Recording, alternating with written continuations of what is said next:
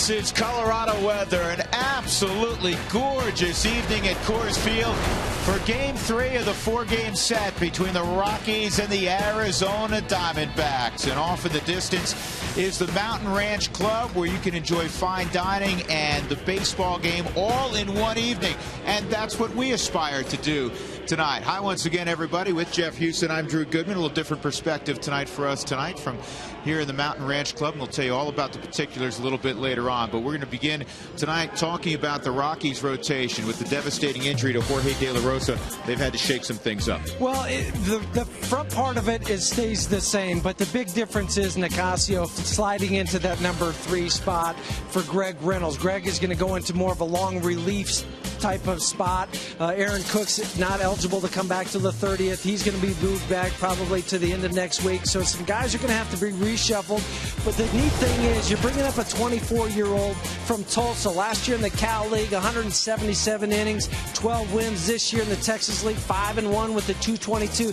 Big number jumps out at me, though, Drew, is that's 63 strikeouts in only 56 innings and 10 walks. So you know he has a power arm. He's getting better with that power slider. It's the third pitch that he's still having trouble with and still working on. Well, I was talking to Assistant General Manager Bill Guyvet earlier today. He's 94 to 100. That's pretty good, I think. That's really good. He has outstanding control of his fastball. He has a quality changeup. The thing that he's been working on has been the slider, and it's been coming along. Well, when you're throwing 95, 96 miles an hour, if that slider, even if it's just a little bit flatter, doesn't have quite the depth you want, with the 10 or 12 mile an hour variance on it, it's still a very good pitch. And why not bring up a young kid that's shown that he could do it at the AA level? We see many guys jump from AA to the big leagues.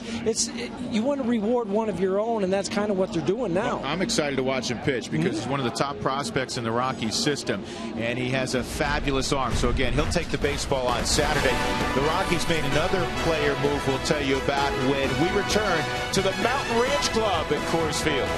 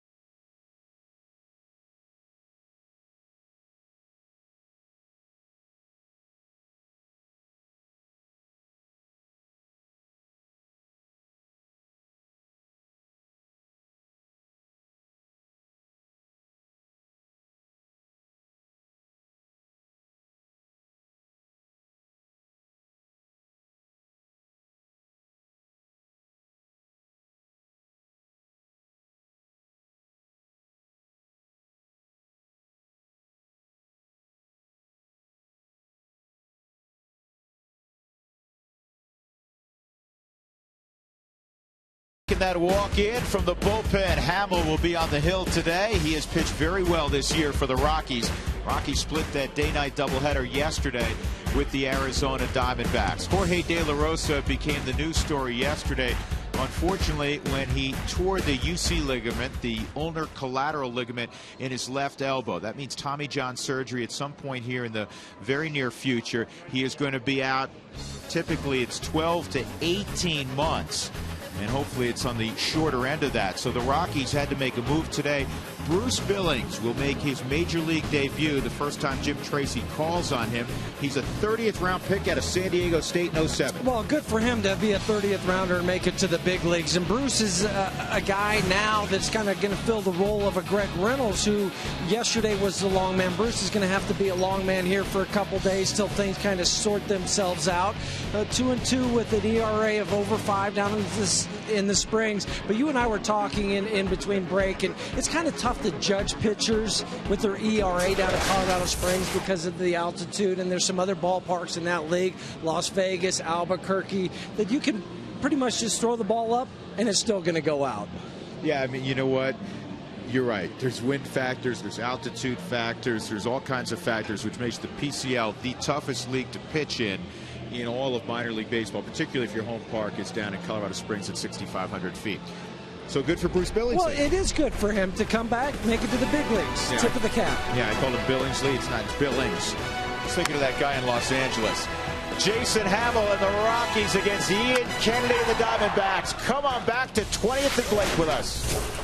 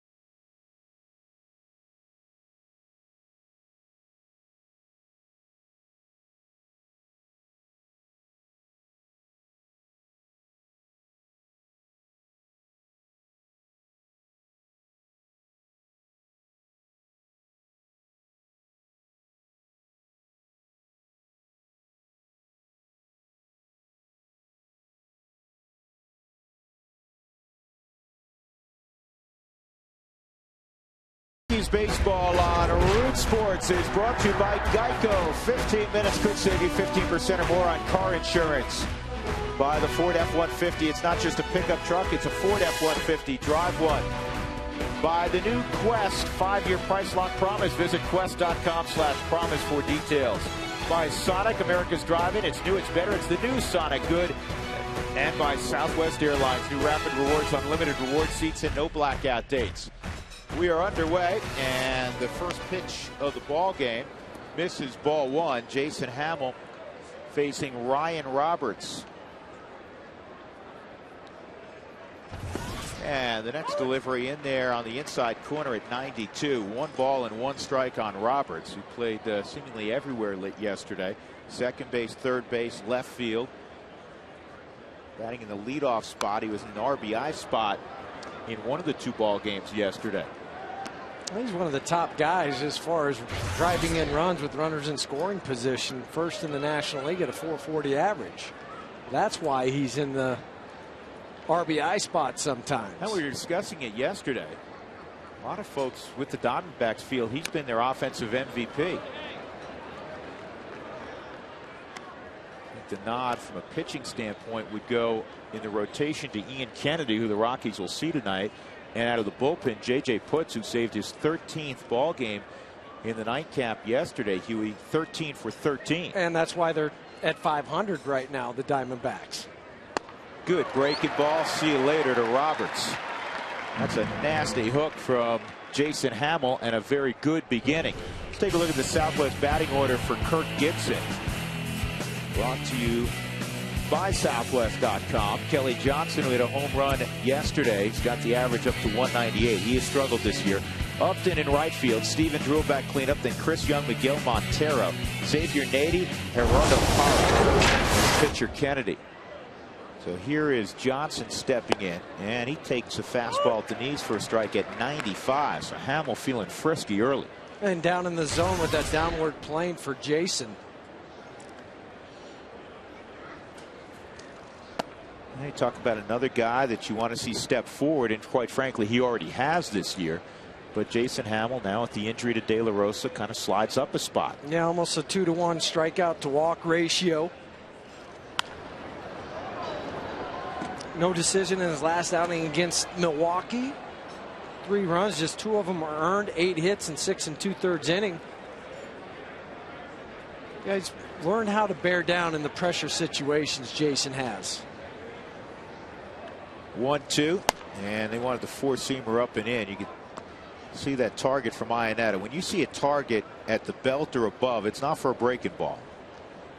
No, you don't want to throw any hanging breaking pitches up there. And then when you see catchers, they'll do this maybe with nobody on base, or they break that target really low, even pat the ground, which you want to be careful doing because you don't want to give that away to the hitter unless you're deking it.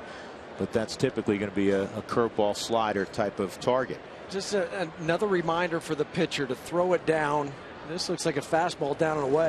Yeah, and a rollover ground ball. Easy play for Todd Helton. 2 outs as Justin Upton will be coming up. Well, you know, we're excited to be here at the Mountain Ranch Club. And one of the reasons is we're going to really eat well tonight because this is a fine restaurant. We already have, kind of. So. We have. You let the cat out of the bag.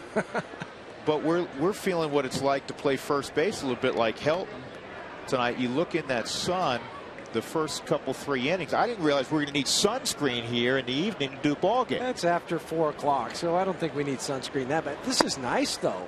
Isn't it nice to finally play a game where you've got the sun, you can see the mountains? This is beautiful. We get to eat well up here. Yeah, we're emphasizing the eat well. Eat? Yeah, and this is unusual for us because we have the best vantage point in the ballpark, our broadcast position at Coors Field. But what we don't see really is a lot of the mountains. But here at the Mountain Ranch Club, well, and all these people down here, they get to eat, watch the game, converse. Make a lot of new friends tonight, Huey. Maybe we'll see a foul ball up here. That would have to. Who's hit one up? Giambi hit one up here this year. Helton did too, I believe. 2 balls and a strike on Justin Upton. Well, if Upton were a lefty, he could hit one up here. He is as strong as anybody in baseball. This is towards Seth Smith, and he runs it down, and he was fighting that sun. He was looking right into it. A 1-2-3 start for Hamill.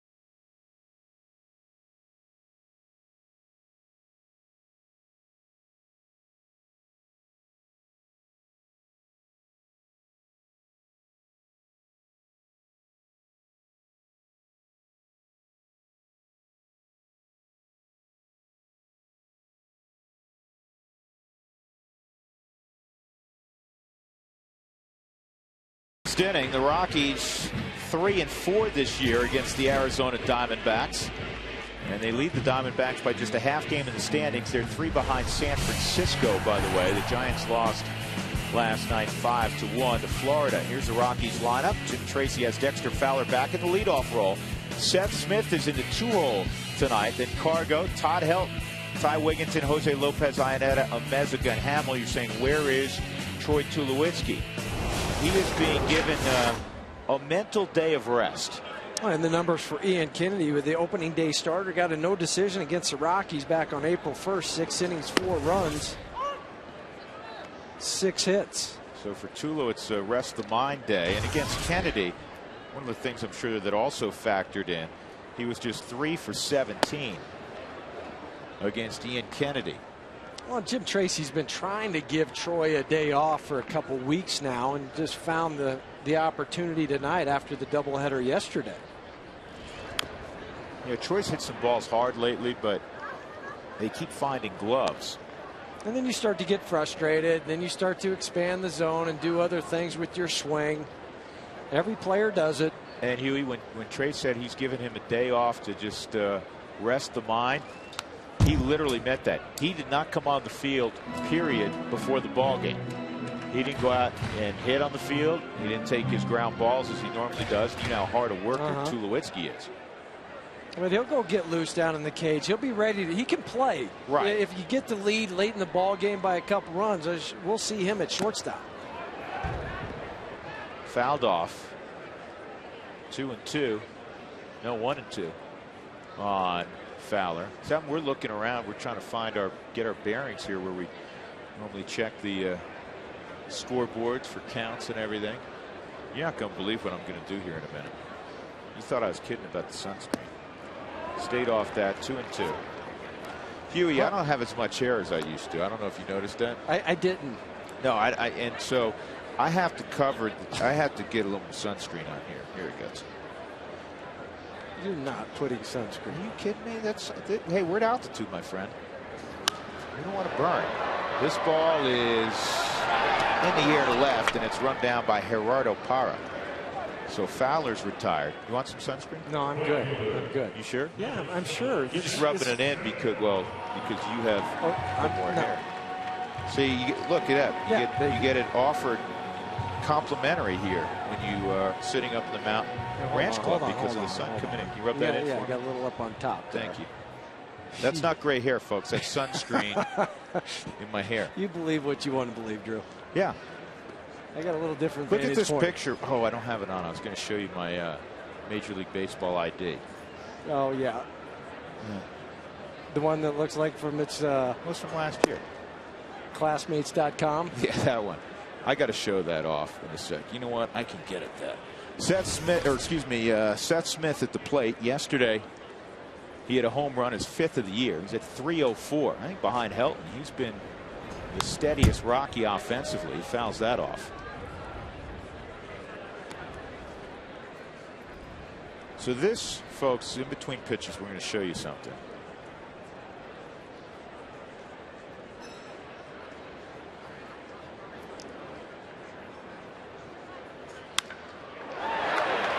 This ball is a line shot to Parra and left. That was well struck. 2 outs, and that'll bring up Carlos Gonzalez. Base hit. It was a base hit. I can't see you. I saw him. That's what I mean. I'm getting you. I got blinded by the sun. I apologize. So a base hit for Smith. He's aboard for Gonzalez with 1 out. Now are you going to show the picture? This is we're going to share this with people. It's kind of an inside joke.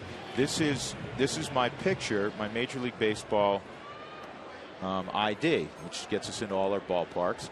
And as you can see, this picture has a little mock turtle, a little more hair on it. Yeah, I got the mock turtle. That was in what, about 18 years ago? Yeah, well, which is about 15, when this picture was taken. Right, because you still had some hair. You didn't have to put sunscreen on up there.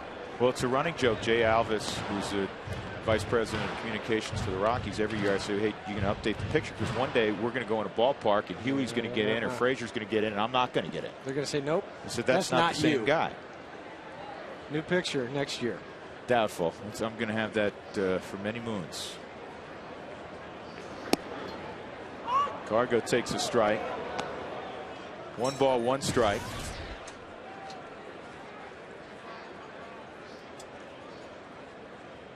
Carlos, a couple of home runs in the afternoon affair yesterday. Threw out a single in the night ball game. 4 ribbies in the afternoon affair. Smith with 1 out at first.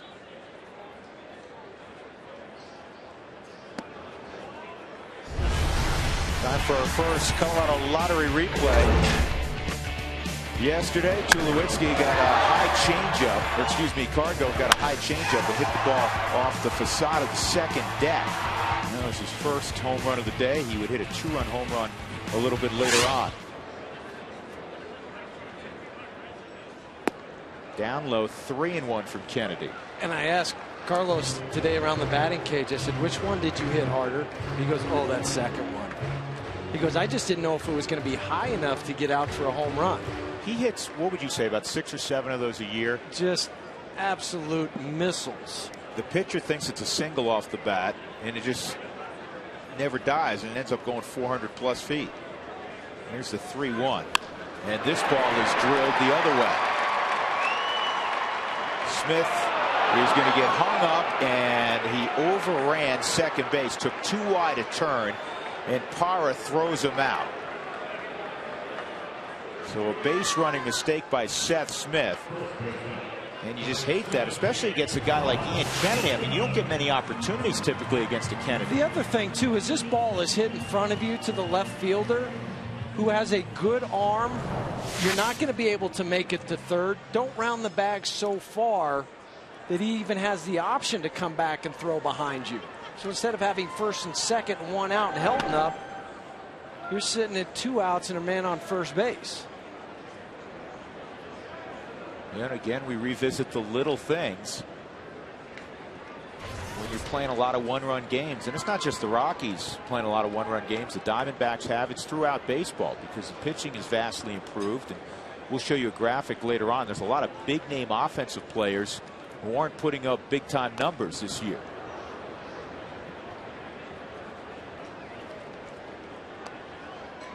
And so with a guy like Kennedy, who typically doesn't give you a lot of opportunities, you need to take advantage. 1 strike count on Helton. Well, Kennedy in his last 7 starts is 4-0 with a 1.99 ERA. Little jump move over to first from Kennedy. Product of the University of Southern California. Again, a high school teammate of Ian Stewart, Cole Garner.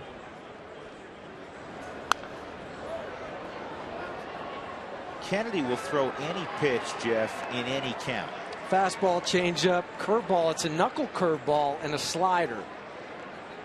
And not an overpowering guy, but it's more of a 4-seam fastball than it is a 2-seamer. Changeup, he'll fade it away, really turn that wrist over so the ball goes away from the left-handed hitters down and out of the zone. And Helton hits it on the ground to Kelly Johnson. Rockies are done in the first. They do get a couple of hits, nothing else.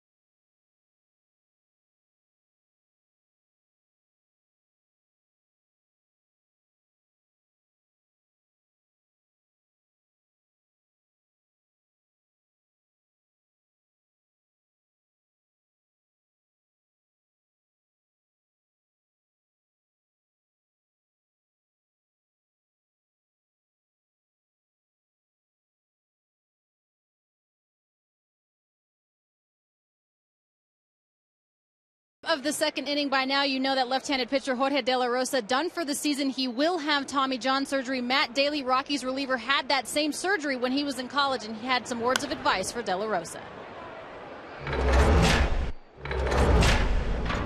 I think more than anything, it's mentally tougher than physically. The physical rehab's a couple hours a day, but you can get through that pretty easy and you push. But I think mentally it gets tougher, especially as you get closer. You start throwing again, and your arm just doesn't feel the same. But once you get to a year and a half, one day it just clicks and it's back, and you might even feel better than you have before.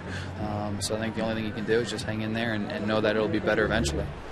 And certainly the surgery now isn't anything the way it used to be. Now it's not a season-ending, or excuse me, a career-ending surgery. He will be back on the mound hopefully in 2012. Matt Daly also said, you know what, it's a lot different than when I had it. Much improvements have been made, and De La Rosa is supposed to have the surgery, guys, early next week. All right, Alana, thank you very much. Stephen Drew caught looking there on a 0-2 fastball knee high. Second strikeout by Hamill. Just caught the zone to Stephen Drew. Perfect spot when you're ahead in the count to just drop it on that outside corner. I like that. It's aggressive. It is. Don't waste a pitch when you don't need to. Chris Young sees a slider for a strike. You and I both talked to De La Rosa as well today, and obviously he's down, and that's pretty clear. But I think with all of the guys that have gone through successfully Tommy John surgery and not come back and been a reasonable facsimile of themselves, but oftentimes as good or better, and the first name that comes to mind, Josh Johnson, who right now has a shoulder ailment, but he had Tommy John surgery. He's one of the premier pitchers, obviously, starting pitchers in baseball. Tim Hudson. 10 months to come back for him. Yeah, and guys are coming back quicker. And one of the reasons, if you're wondering why didn't they do the surgery this morning right away, we were talking to Scotty Moriyama, who does such a great job in rehabbing Rockies players. He's one of the trainers for the Rockies, but he specializes in rehab. And he's down in extended spring forever. He's up with the club right now for a couple of days. And he said one of the new trends is to build up some more strength around there, actually do some rehab around that area. Prehab's a great way of putting it, for a week, 10 days prior to surgery, and they feel like coming out of surgery it actually helps them expedite the return. Well, and also let that area calm down just a little bit. Let some of the inflammation get out of there, because a week, 2 weeks in the grand scheme of a Tommy John surgery is not going to be that big of a deal. You're still going to look at anywhere from 8 to 12 months, and then 12 to 18 months when you're fully back, feeling good, like you can just let the ball go. And anymore, because we were talking to him quite a long time today, what would you rather have, Tommy John or shoulder? He said Tommy John the whole way. Shoulders, you just don't know what's going to happen. It's about an 85 to 90% success ratio across the board in baseball for a Tommy John surgery. Miguel Montero, a 2-out walk, and shoulders are far more iffy. Jason Hamill faced Arizona on May 5th and threw 7 innings of shutout baseball. Allowed just 4 hits. He did walk 3. Struck out 4. Yeah, that was part of that time when he extended that streak of his to 13 innings in that game against the Arizona Diamondbacks.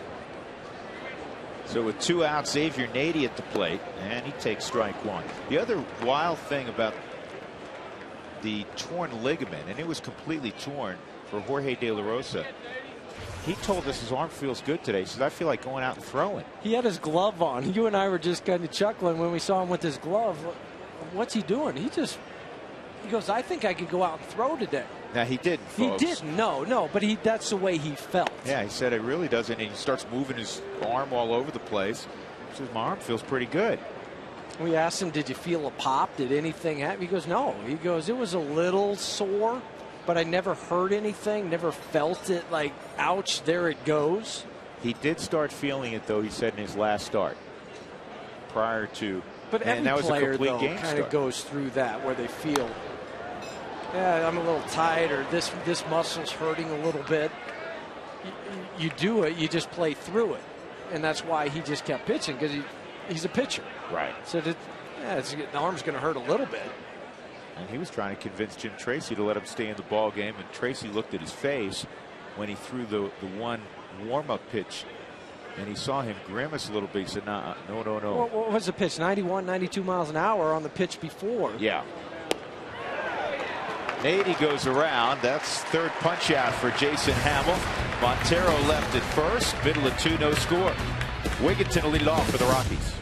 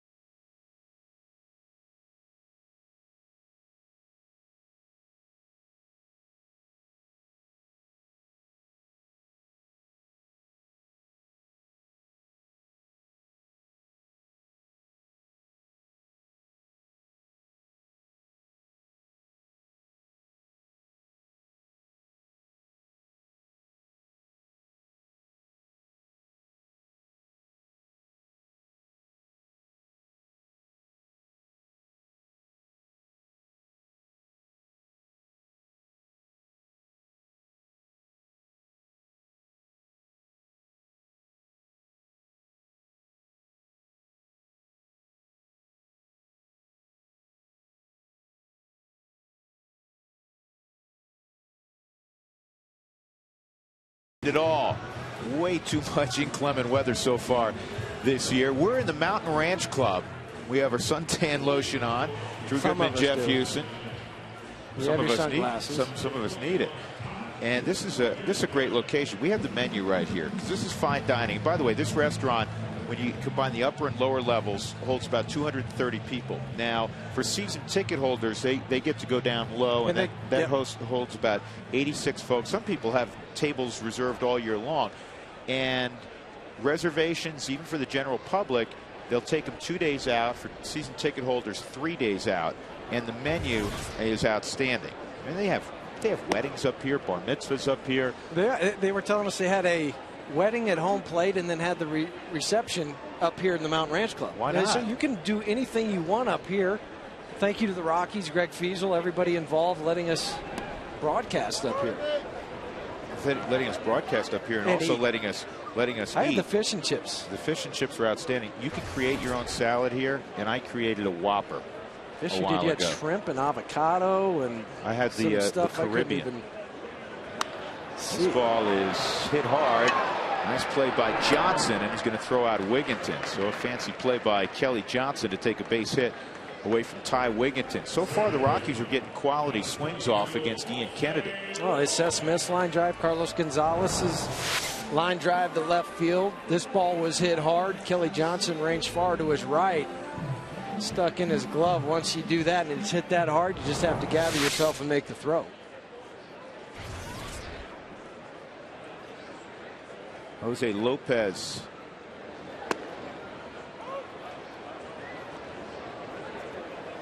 Strike one on Lopez.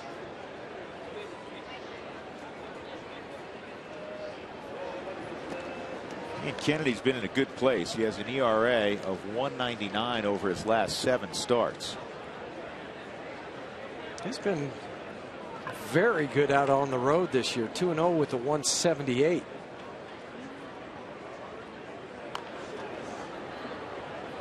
Well, Kennedy came from the Yankees. It was a three-way deal. The Diamondbacks ended up with Edwin Jackson also, and then they ended up sending, under Jerry DiPoto's interim reign as general manager, they sent Edwin Jackson to Detroit, and they got Daniel Hudson back. I think that was one of the best trades that DiPoto made. Absolutely. 2 outs as Roberts throws out Lopez. So now their top 2 starters have come in the last year and a half. This is the third time that Kennedy's faced Colorado this year. You know, and that's a good thing because you get an opportunity to see him. He has pitched pretty well. Both times no decisions, though, against the Rockies. 6 innings. 5 earned runs during that time, but it was a W for his ball club. In his career, in 7 starts against the Rockies, 0-1 with the 355. Yeah, so the numbers are pretty good. He just doesn't have the decisions. A lot of times it's because of lack of run support. Iannetta was 2 for 4 and a walk yesterday in the 12-4 victory. Morales caught the nightcap. Iannetta 2 for 6 lifetime against Kennedy.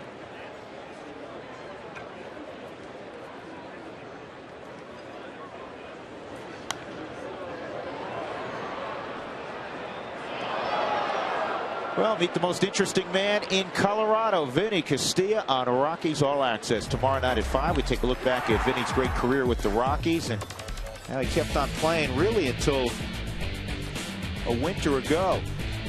He is a legend, not only here in Colorado, but in his native land of Mexico. And he has quite a car collection. You'll want to check it out on Rockies All Access tomorrow at 5. I was just like walking by, see which car Vinny brought today. Was it the Lamborghini, the Ferrari, the Range Rover? He's got a 911. I forgot about that one. Yep. It's easy to do. Yesterday, he had to drive the truck. Bad weather. Bad weather. Yeah, you don't want to bring the Roadster out in a little bit of rain.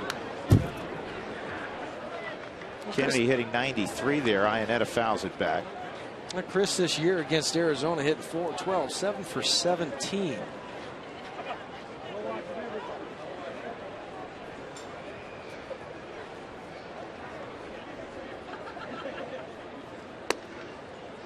Close, but inside. 2-2. 2 outs, nobody on for the Rockies in the second. What Kennedy does is he is a guy that works both sides of the plate. It's not just the right-handers everything away. Lefties. Strike 3, a slider, and Iannetta is gone. That's the first strikeout of the night for Kennedy. A 1-2-3 second inning. We'll go to the third. No score at Coors Field.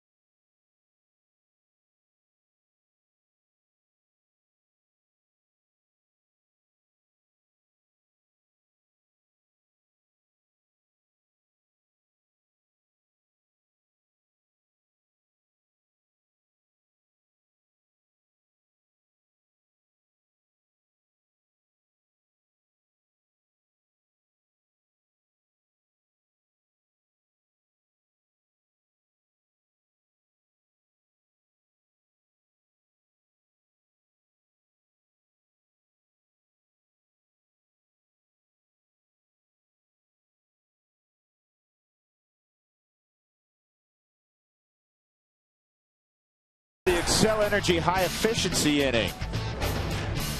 Well, in the second inning, Jason Hamill, strike 3 on Stephen Drew. He may not have liked the call, but it looked like he caught the zone. Then a weak ground ball to the left side. And the final out, a check swing. Xavier Nady went around. That's all. That's the Excel Energy high efficiency inning. Brought to you by Excel Energy. Learn about energy efficiency and how to save energy and money in your home by visiting responsiblebynature.com. Curveball is into Parra, ball 1. Well, for Jason, just 29 pitches through that first 2 innings. Missed 1 pitch. It's a 1-1 count on Parra. 0 for 7 yesterday in the doubleheader.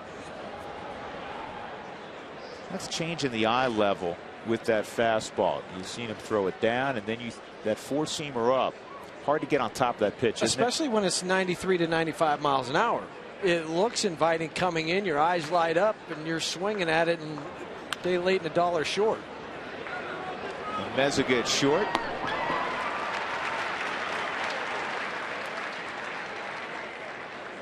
And that'll bring up Ian Kennedy with 1 out. Who wants tacos, fans? I hope you went today between 4 and 6 to Taco Bell. Rockies scored 12 in game 1 yesterday. Anytime they score 7 or more, make your way the following day to Taco Bell between 4 and 6 to get your Rockies tacos special. And Kennedy tops this. And taking himself is Jason Hamill. 2 outs. That's the smart thing. Just go get it. Don't look to flip it to anybody. If you have a chance to run it over there and one less person involved, just do it yourself. Hamill's a good athlete. I mean, he's a big man. He's 6'7". He told me last year he would have loved to have been a major college quarterback, and he thinks he could have. With his size? With his size. I mean, he'd be a pocket passer, but he moves around pretty well. Obviously, he has a huge arm. I remember his brother was talking about him, and when he was 10 or 12 years old, quarterbacking. Another breaking ball. This one misses. 1-1 on Roberts. Hamill struck him out in the first inning, leading off the ball game.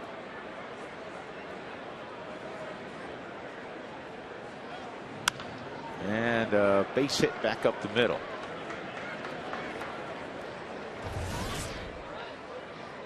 That's the first hit for the Diamondbacks in the ball game. It comes with 2 outs in the third. Kelly Johnson coming up. A reminder, Toyota Talk comes your way in the 6th inning. Here's your subject for the day, since we're at the Mountain Ranch Club today, and we've moved around the ballpark a little bit this year, and we're going to do some more of that over the next 4 months. Where's your favorite place at Coors Field to watch? Text Toyota followed by a space, and your comments on that to 720-720. We'll do it at the top of the 6th inning. Johnson hit a ground ball to Helton his first time up. Ryan Roberts, 7 stolen bases in 9 attempts. Pretty big lead at first base for Roberts.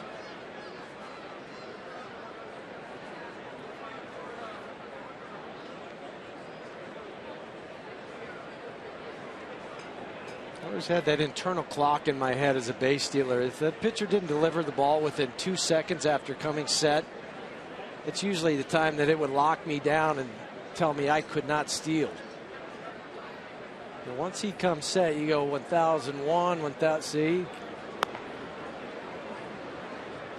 that's kind of your timing mechanism as a base stealer. Well, it's the same thing when you're in the batter's box. Right. If he holds it too long, you start to get frozen.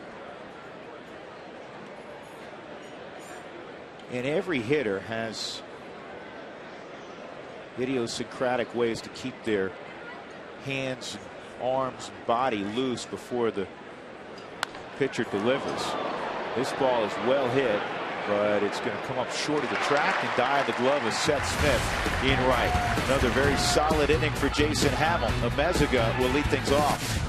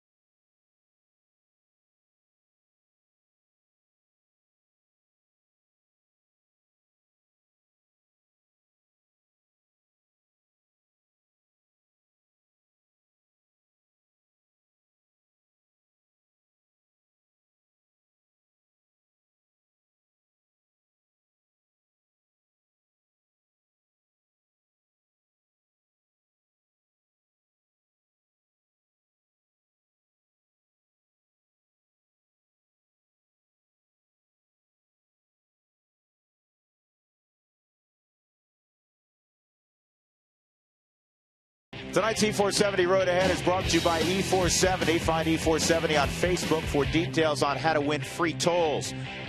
Arizona will play one more ball game here in Denver. We'll have it for you tomorrow night beginning at 6 o'clock with the pregame show. And then the Cardinals are in. They're off to a fabulous start before the Rockies head on the road. And Meziga hits this ball in the air to right. Justin Upton waiting, makes the catch, 1 out. It's 5 in a row now set down by Ian Kennedy, with the dangerous Jason Hamill approaching the plate. It's time for our Geico quote of the day. The late Mickey Mantle: during my 18 years, I came to bat almost 10,000 times. I struck out about 1,700 times and walked maybe 1,800 times. You figure a ball player will average about 500 bats a season. That means I played 7 years without ever hitting the ball. That's a great line. And it's one of the reasons, you know, a guy like Troy Tulowitzki needs a day off to rest the mind. Because the mind is what causes your body to do things that it shouldn't do or get out of whack, because you start to think too much instead of just react. But your body also needs that physical downtime during the course of a season. It's not the constant pounding that you would get in a football game, but it's a day after day after day grind. Ian Kennedy showing proper respect for Jason Hamill. He's fallen behind him 3-0. Of course, he saw the highlights of Hamill's last start when he hit a bomb in Milwaukee. Bomb it was.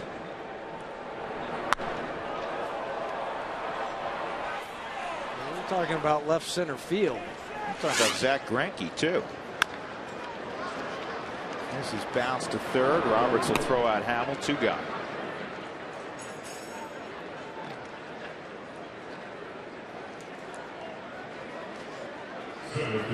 That'll bring up Dexter Fowler. Dexter hit the ball in the air to left his first time. Rockies have 2 hits in the game. Smith and Gonzalez back to back in the first. Unfortunately, Smith took too wide a turn. Parra surprised him, throwing behind him on the base hit by Gonzalez. And a 4th outfield assist for Gerardo Parra, which is 4th in the National League. Ryan Ludwig leads with 7. Dexter hits it in the air to Parra again. And these are quick and efficient innings on both sides. 7 in a row, retired by Kennedy.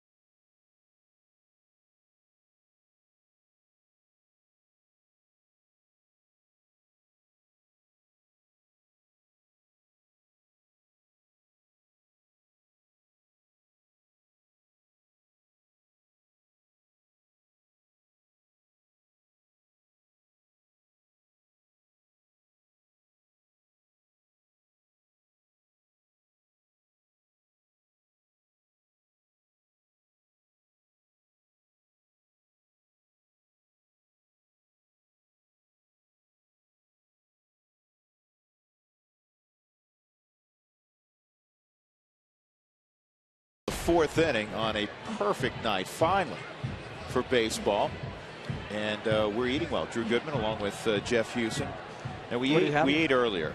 I had make my own salad, which you could have fed 4 people with. No, I understand that. What are you having now? You had the fish and chips. Well, yeah. I'm going to have I'm going to go back to the appetizer because I missed it. I'm going to have deep fried avocado. Yeah, I'm going to go with the bacon wrapped stuffed shrimp.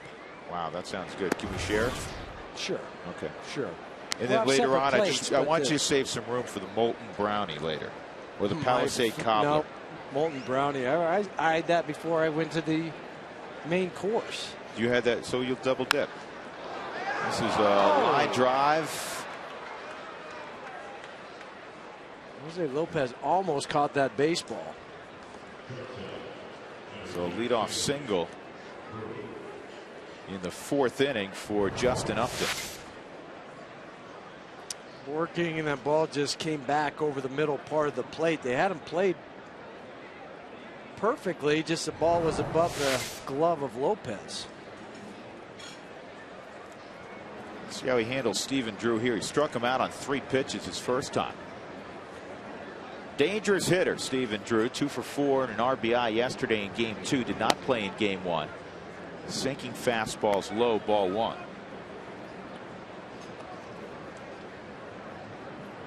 Drew hitting .352 out on the road this year, which is 4th best in the National League.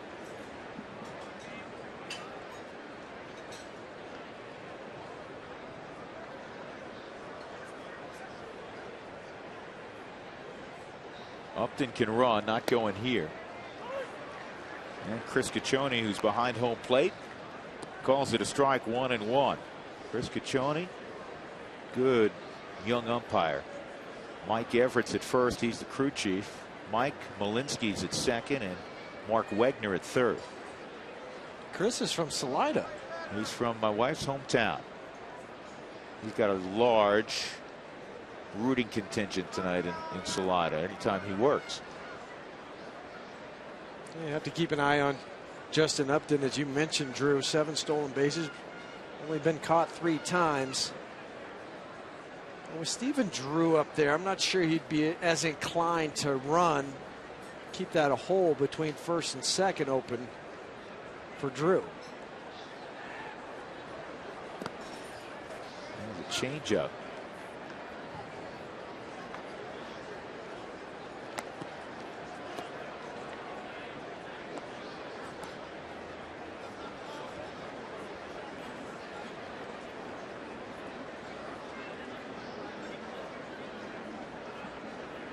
It's a key pitch in a 0-0 game. You got Stephen Drew with a 2-1 count. You don't want to go 3-1. You have Upton already on, nobody out.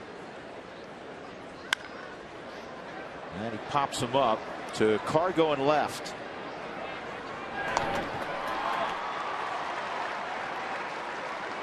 With 1 out, we'll ask our AT&T trivia question. 5 times a pitcher has struck out 20 or more in a game. Who are the 3 players to have each appeared in 2 of those games? 3 players have appeared in a couple of those. That's interesting. What year were you with the Cubs? 04? No, you were done by 04. 2000. 2000. A couple years after Kerry Wood struck out that's what 20. I was trying to think if you were there then. That was the year that Kerry Wood won the Rookie of the Year and Todd Helton finished second. Close second. Yeah, but you dissect the numbers. I think Todd should have won the National League Rookie of the Year that year. The 20 strikeout performance by Kerry helped him carry that award that year. And playing on national television virtually every day in Chicago, WGN. Upton back in, 1-0 count on Chris Young. Young hit the ball on the ground to third his first time.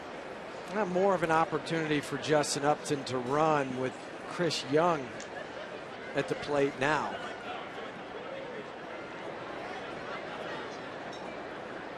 You're right. There he goes. He got a great pitch to work with. Upton slides in, pops up, can't advance beyond there. So a stolen base for Justin Upton. And Justin had a couple stolen bases in the first and third innings of the first game of the double header yesterday. Breaking pitch from from Jason, got by Chris, but where it was, he was just trying to backhand it. Hopefully it went in his glove to pick it to make the throw. 8 bags now for Upton. And it's a 2-0 count on Young. Slider misses, 3-0. Windshield damage, call Safelite Auto Glass at 303-287-5000 or go to safelight.com.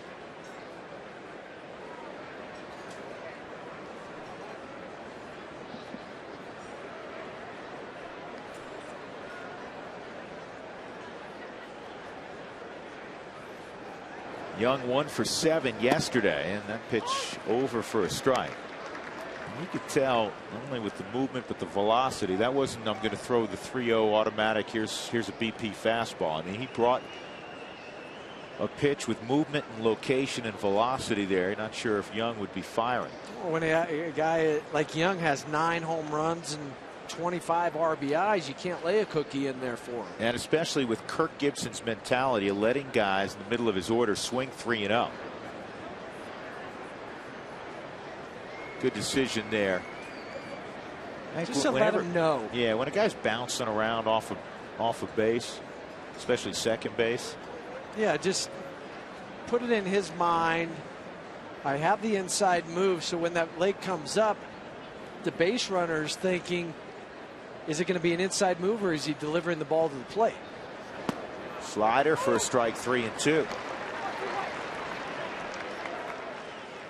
Young hitting just 208 with runners in scoring position this year. Let's check our Quest high-speed pitch. Hamill at 95, Ian Kennedy at 93. It's brought to you by the new Quest 5-year price lock promise.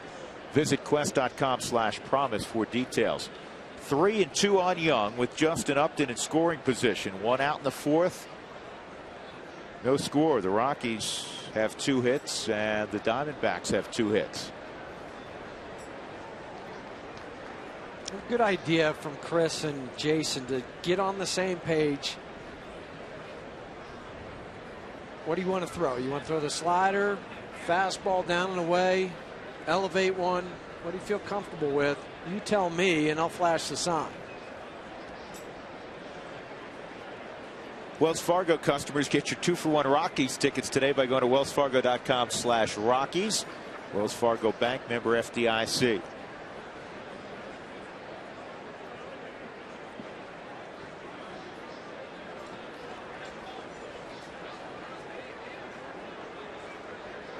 Well, they had a long discussion, which I think many people has got to find interesting, because you have a long discussion, then Iannetta goes behind the plate and flashes a battery of signs, and you get a shake off. Why? Because you just discussed what you wanted to throw.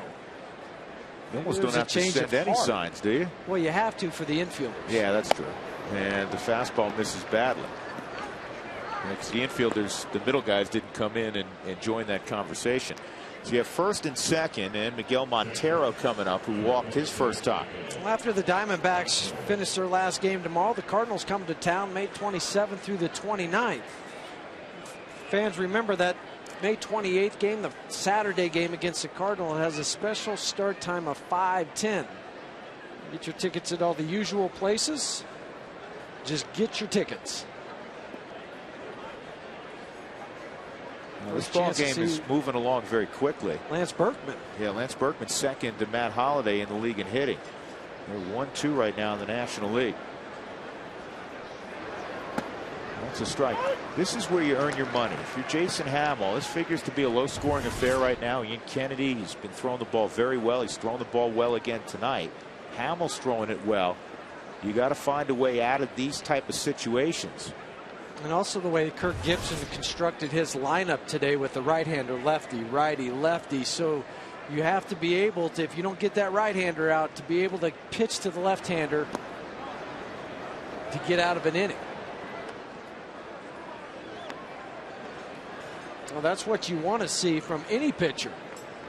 Jason Hamill, to your point, Drew, is a lockdown guy with runners in scoring position, hitting below 200. Yeah, he's made another significant stride this year, and he's been a 10-plus game winner each of the last 2 years. 1 ball and 1 strike on Montero. Good hitter. And he fouls it off. I was talking to Miguel yesterday about a number of topics, and Hamill's name came up because he has the utmost respect for the Rockies rotation. And he said, you know, Hamill's tough. And again, here's a guy toward the quote-unquote back end of a rotation who has, you know, a mid-90s fastball, a hard slurve. Yeah, but Montero's 1 for 9 off of Hamill, so that also another point is that I'm just not picking up the baseball. Yeah, barely got a piece of that. When we talk about different windows, a guy like Jason Hamill, 6'7", got a different window that ball is coming out from than a lot of other guys. And now with the increased arm quickness, getting the ball out of the glove quicker, something he worked on a lot during spring training, that ball's coming in at a downward plane instead of flat.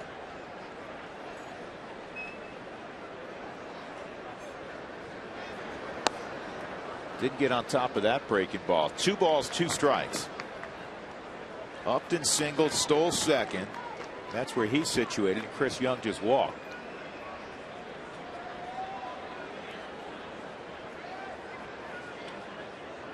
It's been the nicest night for baseball in Colorado since April the 2nd, game 2 of the year. And no wind. We'll take the sun. It's been a windy spring.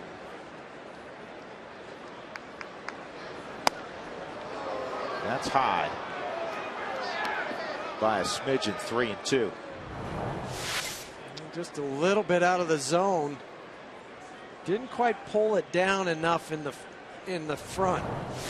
Look for the runners to take off with a 3-2 count, with Montero at the plate to stay out of the double play. And you have great speed. See if Hamill looks to pick second, see if Upton leaves early. With Chris Young at first, you have to throw the baseball to third. There they go. Strike 3. Throw to third. Strike him out. Throw him out. Upton had to wait. He wanted to make sure Hamill went to the plate. And then the breaking ball froze Montero, and a perfect throw from Chris Iannetta, and Hamill gets out of the jam.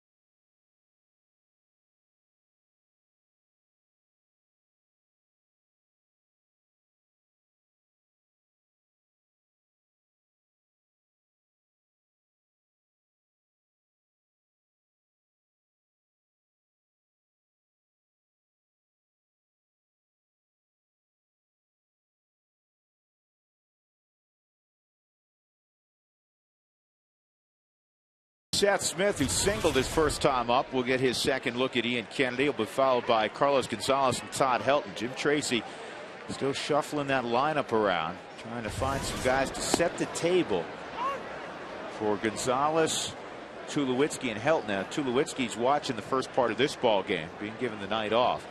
I think you might see Seth Smith slide into that leadoff spot a little bit more often. He got hit on the foot there, didn't he? He hobbled like he got hit on the foot, but he just readjusted batting gloves. I guess not. This replay brought to you by the Colorado Lottery. Yesterday, Seth Smith goes opposite field.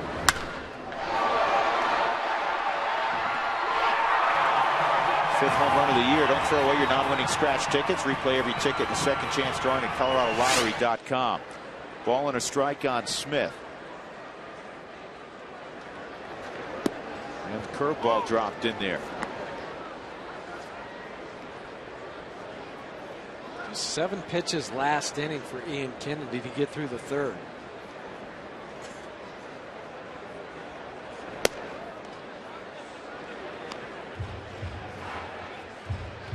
The former Yankee, Ian Kennedy.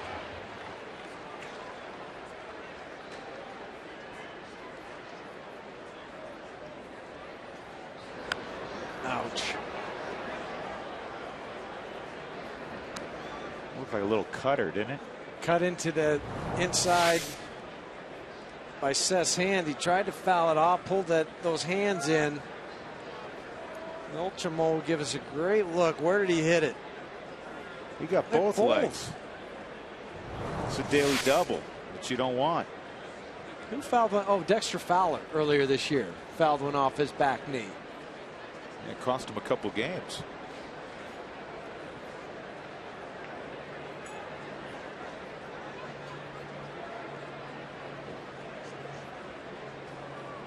Did you order yet?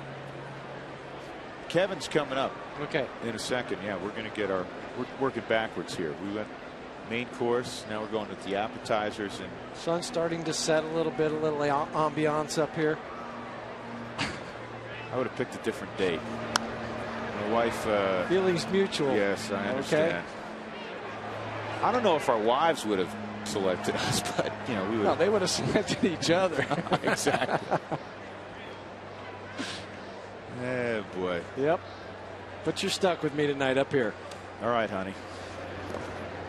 3-2.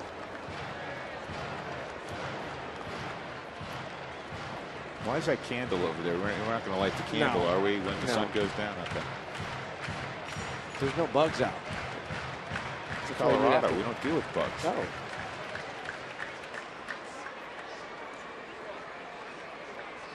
Payoff pitch to Smith. And this ball's well hit down the line. Upton not going to get it. And there goes Smith into second with yet another double for Smitty. And for Seth, that is his 15th double of the year among the National League leaders. 3-2 pitch from Ian Kennedy. They wanted to work it away, and it was away, but the problem was for Kennedy, good for Seth Smith. The ball was up. Top hand comes off after extension, drives it over the head of Upton in right field for an easy stand-up double. 15 doubles now, as you mentioned, lead the ball club. Safe at second, safe and secure. New York Life. Rockies with a chance to break the ice. Here's Cargo. Inside ball one. Cargo laced a 3-1 pitch to left for a base hit. A couple home runs yesterday. Average starting to climb at 256. We're hitting the ball all over the ballpark. Get out of play. Yeah, bad break. Gonzalez fouls out to Miguel Montero. 1 out. That will bring up Todd Helton with a runner in scoring position after the leadoff double to Smith. Kevin, you've done an outstanding job. We appreciate it. And I know we're eating like, we're King Henry VIII here. But him especially. We had the menu a moment ago. We're going to 2 appetizers. Oh, here it is. Yeah. So what'd you want again here? Yeah, I'm going to have the bacon wrapped stuffed shrimp, please. That's the best one. It's the best. So I'm going to out order you. How about the deep fried avocado? Second best. You're not just telling us that, are you? Wild pitch, and Helton moves up. Kevin, thank you. Don't forget, we will be ordering that brownie later. Thanks very much, Kevin. He's done he's had to work overtime with the amount of food we've ordered tonight. So now a fly ball or a productive out will score the Rockies' first run. Well, you'll take getting over to third base however you can with the wild pitch. Montero slid over, caught the right shoulder. And this will get the job done. Parra makes the catch, and in trots Seth Smith with the Rockies' first run. 1-0 Colorado. Sac fly for Helton, his 22nd RBI. It's time to check in with Alana Rizzo with tonight's Fast Cash Sideline Report, brought to you by Fast Cash Gold Centers, where you'll always get 40% more for your gold. Alana? All right, guys, I wanted to participate in the fun up here at the Mountain Ranch Club, and I highly recommend that you guys come up here. I'm talking about our viewers, of course, when you get a chance. There's a lot of fun memorabilia here over the course of this franchise. One thing I really wanted to show you is all the stuff from the 2007 World Series. You have Troy Tulowitzki's bat. There's a home plate. There's other bases. There's a ball in here, game tickets, a program. Just one of the many things up here here at the Mountain Ranch Club. You can come and see. Just come and check out the history of the Colorado Rockies, guys. And this is a gapper for Ty Wigginton. And he's got himself a 2-out double. Second double of the inning for the Rockies. So Lopez will come up with a chance for the Rockies to add on here in the fourth. 7th double this year for Ty Wigginton.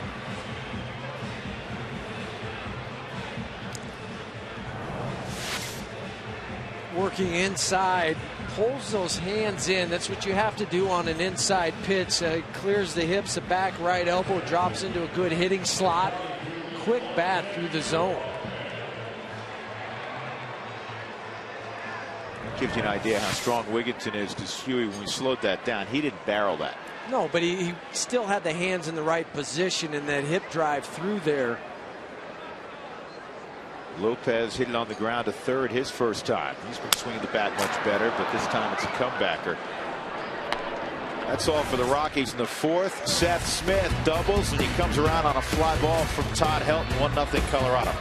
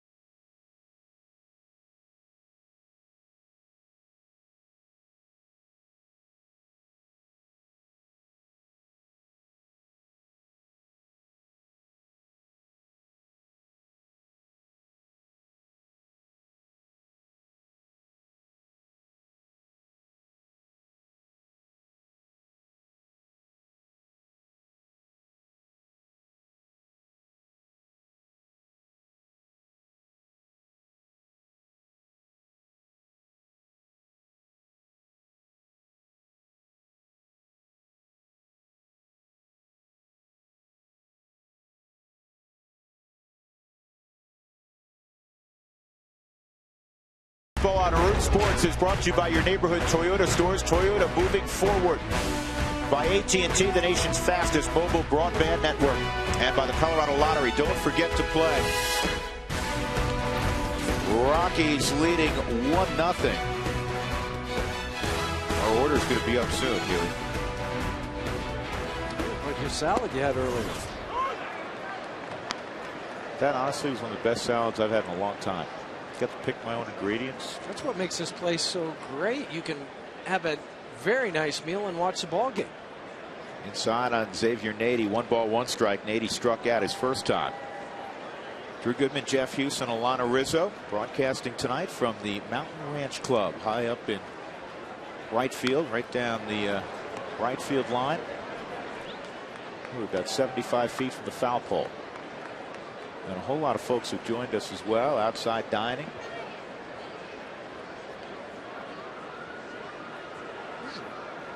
I like the view. Hamill fielding his position well, flips to Helton, one gone. And that'll bring up Gerardo Parra. Let's answer our AT&T trivia question. 20 strikeout performances. There have been 5 in the history of the game. 3 players have appeared in a couple of these games. I have no idea. Do you, Jeff? I'm thinking maybe of Matt Williams.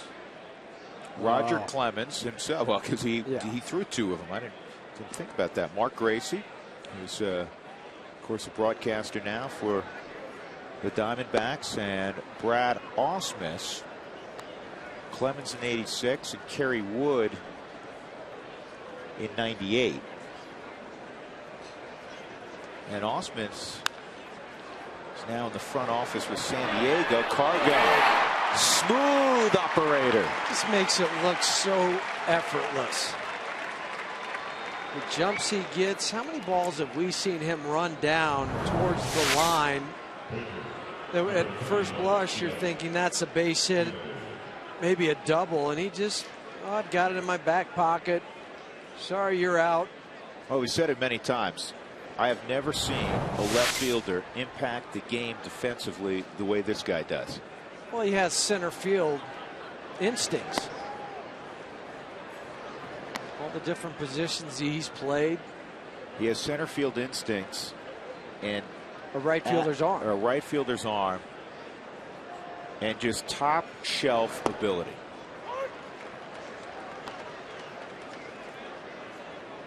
If there's a more exciting all-around player in baseball, I want to see him.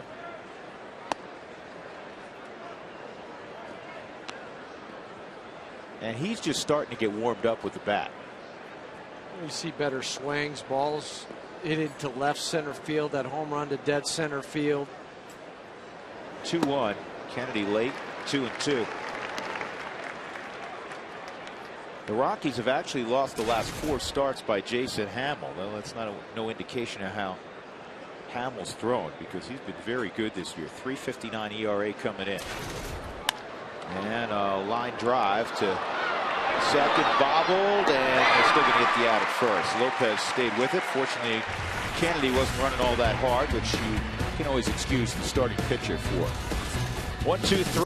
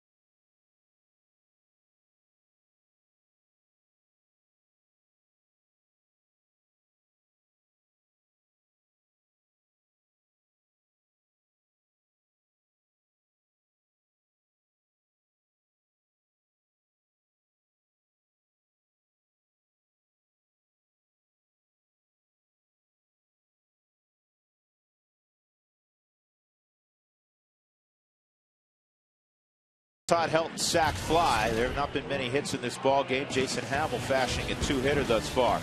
A reminder, weekday mornings, Dan Patrick and the Danettes come your way on the Dan Patrick Show, 7 a.m. Tomorrow's lineup will include Lakers general manager Mitch Kupchak and U.S. Soccer Hall of Famer Eric Winalda. It's the best in sports and celebrity news only on Root Sports. Sounds like the Lakers have a new coach, a guy who used to work in Denver, in fact, and made famous for coaching LeBron James throughout the beginning of his career in Cleveland. Mike Brown's going to take over. Good man. I'm happy for Mike. Chris Iannetta, Alfredo Amezaga, and Jason Hamill to face Kennedy in the 5th. Iannetta caught looking on a slider his first time up. And more aggressive here. He pops his foul out of play.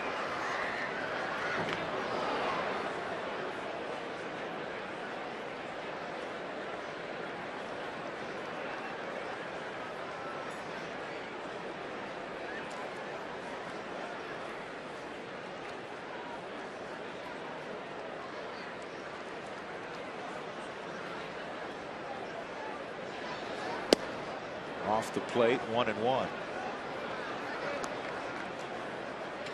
Just the 3rd time this year that Chris has hit out of the number 7 spot in the lineup.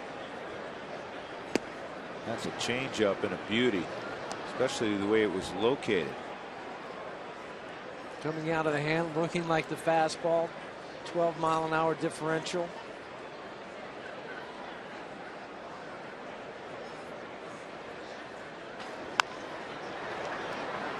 Comebacker Ian Kennedy will throw out Iannetta. And that'll bring up Mezga. Time to check our minor league report brought to you by Suzuki. Eric Young just tearing it up. I mean, that average is closer to 400 than 300. Charlie Blackmon, the same deal. 4 for 4 for EY. That'll make Daddy happy. It's in the dugout of the Arizona Diamondbacks. Charlie Blackmon, 4 more RBIs, another bomb. And Aaron Cook, as the other day, as Aaron's here in Denver. Those are his numbers so far. Aaron's going to make another start on Saturday. Hopefully 6 or 7 innings that day. Eligible to come off the DL on May 30th. And Mezga lines it the other way for a base hit. See if Alfredo goes for 2. No, he's going to respect the arm of Gerardo Parra. Mike Zwanich leading Modesto at a 381 average. He was on fire the opening week of the Cal League season. He hasn't really cooled off. And the same goes for Bryce Massonari. Well, yeah, they won a couple nights ago or last night. 369 average for Bryce. So Jason Hamill will come up in a sacrifice situation. We were talking about Hamill and showed you that Hamill went deep off Zach Greinke when he was in Milwaukee. Well, Greinke tonight strikes out 10 against the Nationals. He won on the mound. He also hit a home run. Shows you what kind of athlete Greinke is. Well, you were saying he's, what is he, +1 on the golf course, something like that? Yeah, and then, well, also played a little basketball, too. Well, which Doug Melvin, the general manager of the Brewers, not quite as happy about. He's not as worried about him swinging the golf club. Yeah. Well, Jason Hamill will get this bunt down. You lead the ball club with 6 sacrifice bunts. Was that fair? That was a foul ball. And Montero did the right thing. Don't wait for the call. Just field it and fire it. Off the plate, but where Montero caught it, he was behind the plate. He tried to pass it off like it was in front of the plate. Chris Caccione right on top of the call. Continue to play it out, kids, until the umpire says foul ball.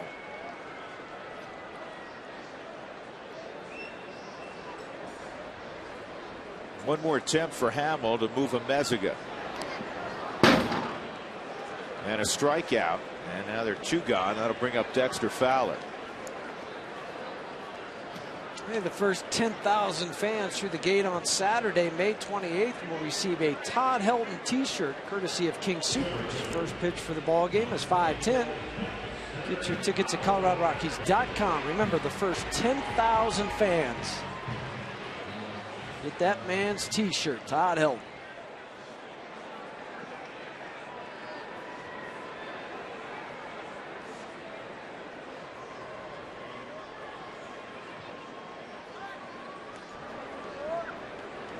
You understand that toss over. Ian Kennedy thinking, well, this could be a situation where Mezga takes off. From the Rockies' perspective, the worst thing that happens is he gets thrown out and you have Fowler leading off next inning. Best situation, he's in scoring position, not going outside, ball 1. Ian Kennedy handles the running game pretty well. From a Mezga standpoint, because he's not a burner. Of course, he's had microfractured knee surgery twice in the last couple of years. Almost want him, if you're going to go, snap throw, he's back in. Kind of have to guess off speed. Off speed. It's tough as a base stealer with a left-hander up to try to pick up a sign from the catcher. You can do it better with a right-handed hitter. Snap throw down to first base from Miguel Montero. If that ball's a little bit lower, Miguel thinks he might have a Mezga. What makes Kennedy tough is that quick snap throw to first, the quick feet and the change of direction. So even when Mezika's taking his lead, you have to be prepared because Kennedy has the baseball in his hand that he could make a quick throw to first at any time. Mezika was running. It's fouled off. And he started running before Kennedy delivered that ball to the plate. Back to our point that it was a guess on how quickly he is going to go. Comes set, he takes off almost simultaneously from the time Kennedy delivers the baseball home. Now, sometimes you'll hear coaches say, you know, if the hitter sees him get a big jump, make sure you don't swing. How hard is that actually to do? You can, or you can if you have no strikes. With one strike, you're thinking, I've got to look for a pitch to hit. With no strikes, you can take one. But with the crowd, the noise, everything going on, it's tough to hear the infielders or anybody yell he's going. With the helmets, you're so focused on the pitcher. And now you're trying to judge how good a jump he got on top of it. Yeah, and you're really in a blind spot with the left-handed hitter. Yeah. Mezika stole 20 bases in 2006 for Florida. But I like what Alfredo's doing. He's getting the lead quickly. He's getting it so Kennedy looks up and says, oh, he's already got his maximum lead.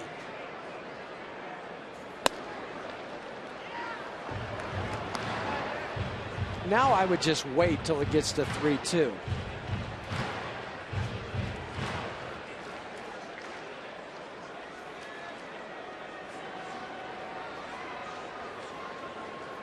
Two and two on Fowler. 3-2. And now Mezika will be cranked up.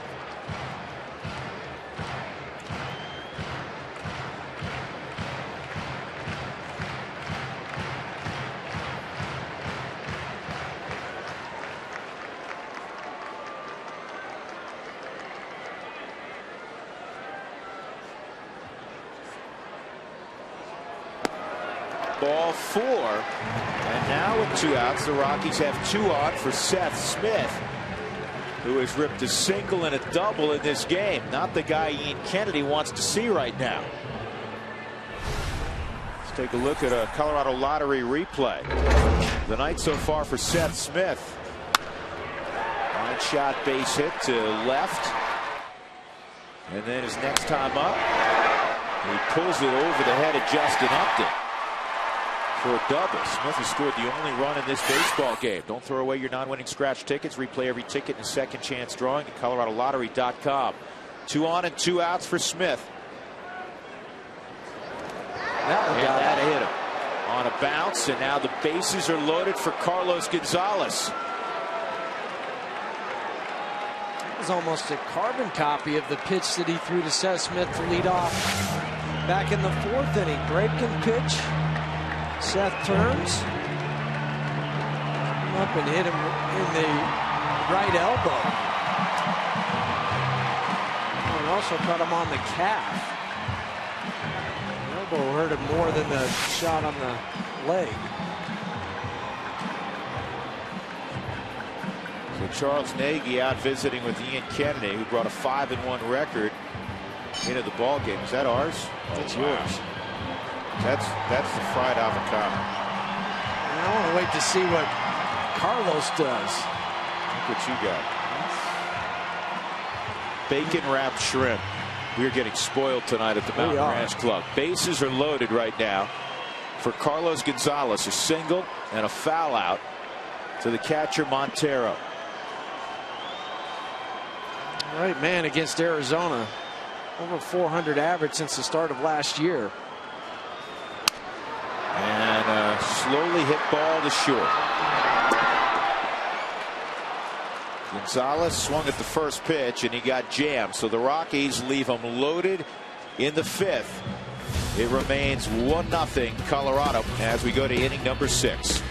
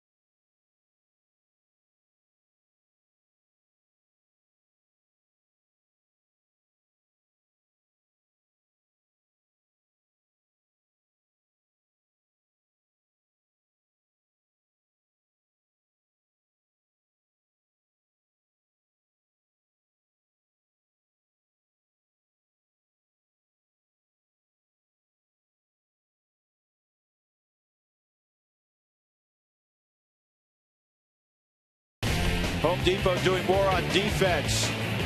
The old strike him out, throw him out. Cold strike 3. Nyanetta guns down Justin Upton. That's how the fourth inning ended. Top of the order, Ryan Roberts on the ground to Meziga. Long throw for Alfredo. High throw. Safe. Hagem. Oh, man, he turned into fair territory. And Todd, I don't think, recognized it. And Meziga commits the error, and you really appreciate the arm strength of a Troy Tulowitzki on a play like that. First error on the season for Meziga.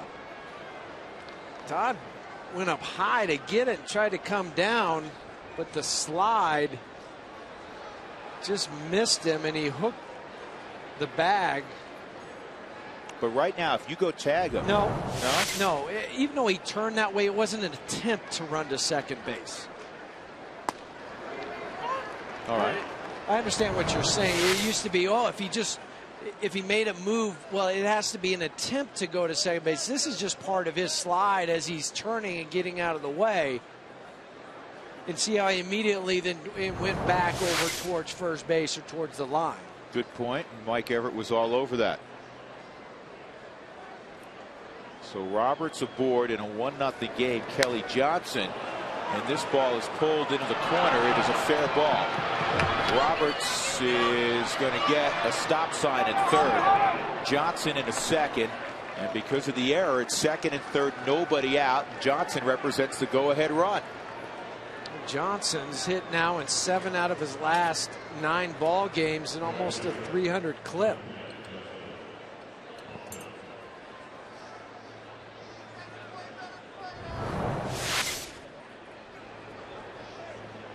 Fastball.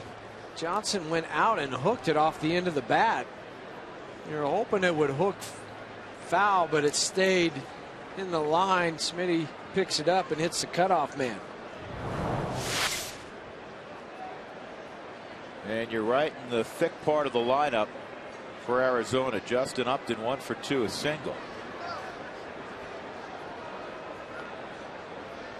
A lot of folks like the club level here for the best view.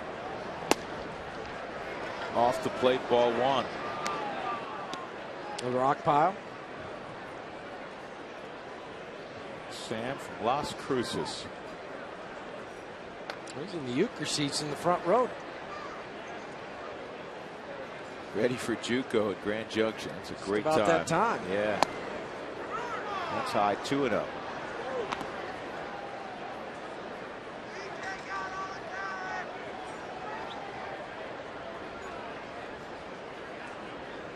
Nantucket. She's jealous of your view.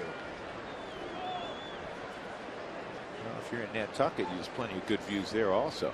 Here's the 2-0 on the ground. He's going to tie up the ball game. Upton with an RBI ground out, and Ryan Roberts comes home. That run is unearned. Not that it matters. It's a 1-1 ball game now in the 6th. As we've talked about so frequently this year, Jeff, the little things. And you go back to the first inning, Rocky should have had first and second, 1 out. Well, with as many 1-run games, it seems like it's prevalent in all of baseball. You have to be able to do the little things, not make the errors. Don't get thrown out rounding a base. Stephen Drew at the plate. He lifts this ball to left center field. Gonzalez still going back. Still going back. Leaps and makes the catch. Tagging is Johnson. He'll go to third. What a great play by Cargo in left field. We have said it so frequently as well. He changes the game. He impacts the game from left field. And this is why Jim Tracy just moved him to left field and said, you're my guy. I'm not flip-flopping you from right to left. Big ballpark here between he and Dexter out in center field. They cover so much ground.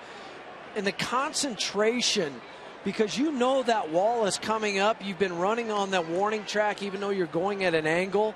And you're going to have to take an impact against the wall. No fear. Chris Young at the plate. with Kelly Johnson at third in a 1-1 ball game. 2 outs in the 6th.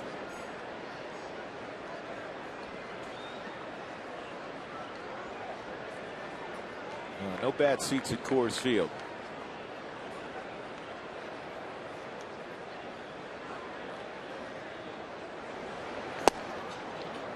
Low on Young, ball 1.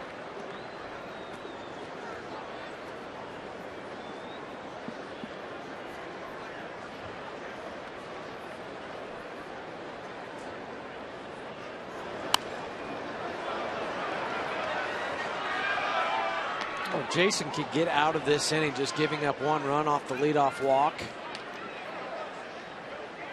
And then the double to be able to get the ground ball. And of course, a spectacular play from Carlos in left field. But just to keep it at a 1-1 game would be impressive. Young turns and pulls this foul. 1 ball and 2 strikes on Chris Young. Tied with Prince Fielder for the National League lead in extra base hits with 25. That despite a .222 average coming in.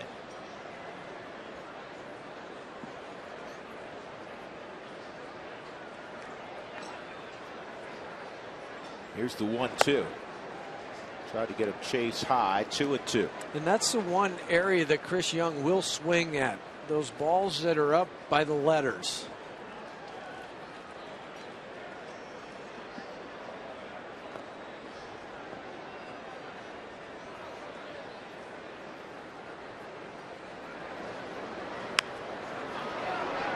This is a bloop to shallow left. It's going to drop, and Arizona takes a 2-1 lead. Well, he missed location with that breaking ball. Hanger.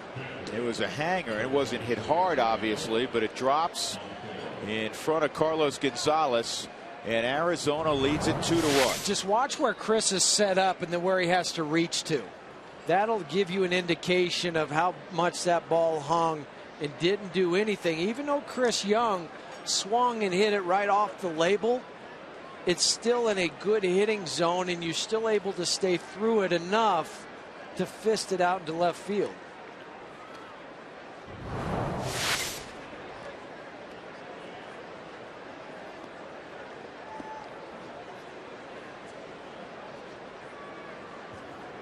And now Miguel Montero. Montero walk and a strikeout. Young not going here, and that pitch misses. Rockies will have Helton to lead off in the bottom of the 6th. Wigginton and Lopez to follow.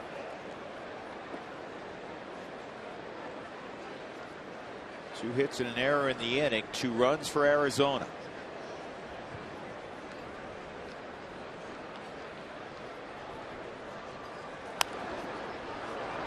Popped him up. Out of play.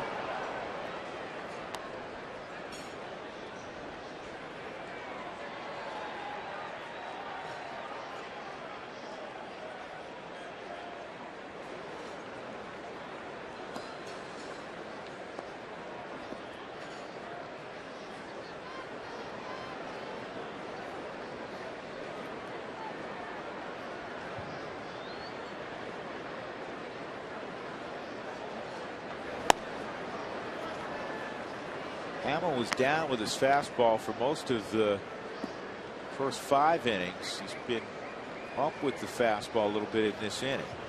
They're overthrowing a little bit now.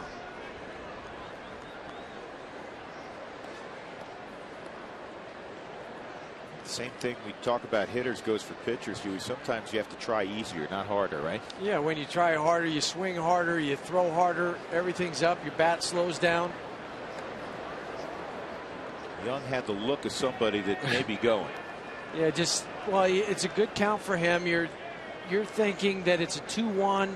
Probably not going to throw a fastball to Montero. You're going to throw something off speed. But if it is going to be a fastball, it's going to be down. Why not take a chance and get a jump? Chris Young has above average speed. 2-2.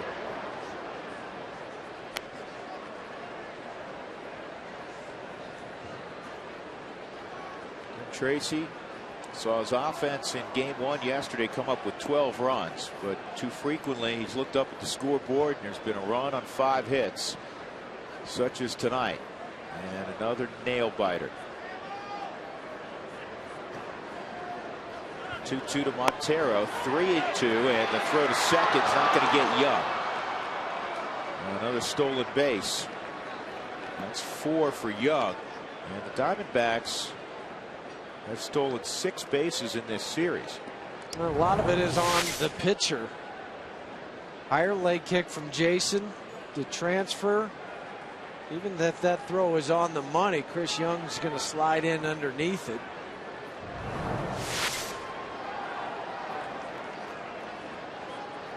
See if he goes breaking ball here.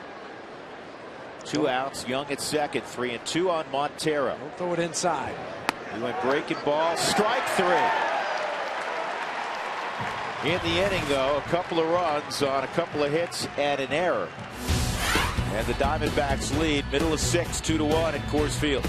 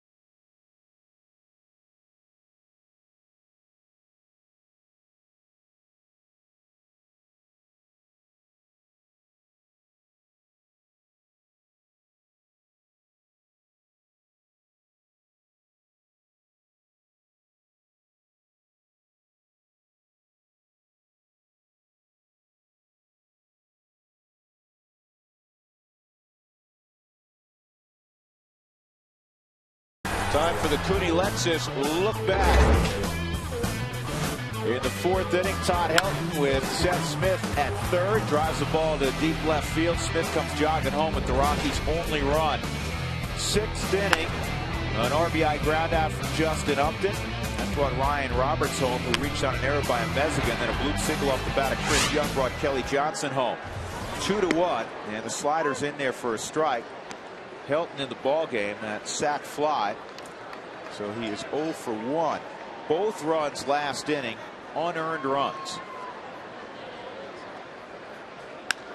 Helton drives this ball to center field. It'll get down. And Todd has a leadoff single. Chris Young was fortunate that that ball did not skip by him.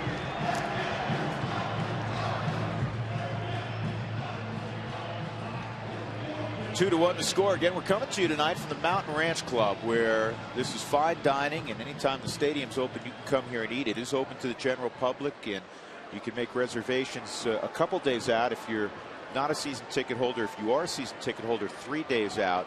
The views are phenomenal. The food truly is outstanding. And this is that like this is a real. This shrimp. is This is not. Well, the ballpark food here is terrific, anyhow. But you know, the old time ballpark fare. This is nothing like it. And now that the sun's gone down, I don't need the sunscreen anymore. Or your sunglasses. Or sunglasses. Or that hat you were trying to pass off earlier. Ty Wigginton at the plate. Ty had double his last time up, and he was robbed of a hit in the 2nd inning by Kelly Johnson on a hard hit ball up the middle. It's a double play ball. 6-4-3 on the turn. And just like that, there are 2 outs. Jose Lopez will come up.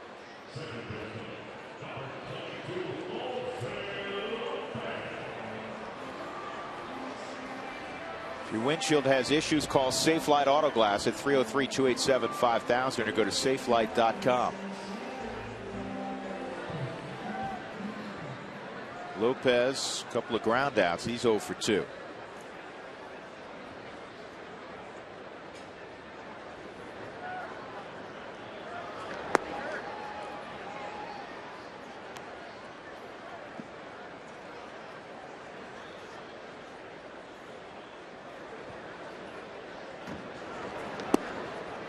Well, Ian Kennedy, the opening day starter for Arizona, right here at Coors Field against Ubaldo Jimenez and the Rockies. Arizona would win in extra innings 7-6. Lopez tagged him for a home run, you may recall. That was in the 6th inning of that ball game. 2-1.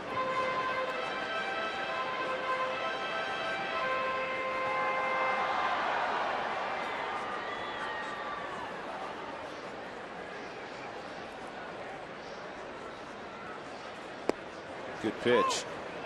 Boy, Huey, every time you think the Rockies are going to get going offensively, yesterday, the way they swung the bounce in that afternoon affair, you thought, all right, here it comes. Now you're going to see a multitude of runs. It's going to be a somewhat everyday occurrence. Back in hibernation is the offense. It seems like 1 step forward, 2 steps back, a couple steps forward.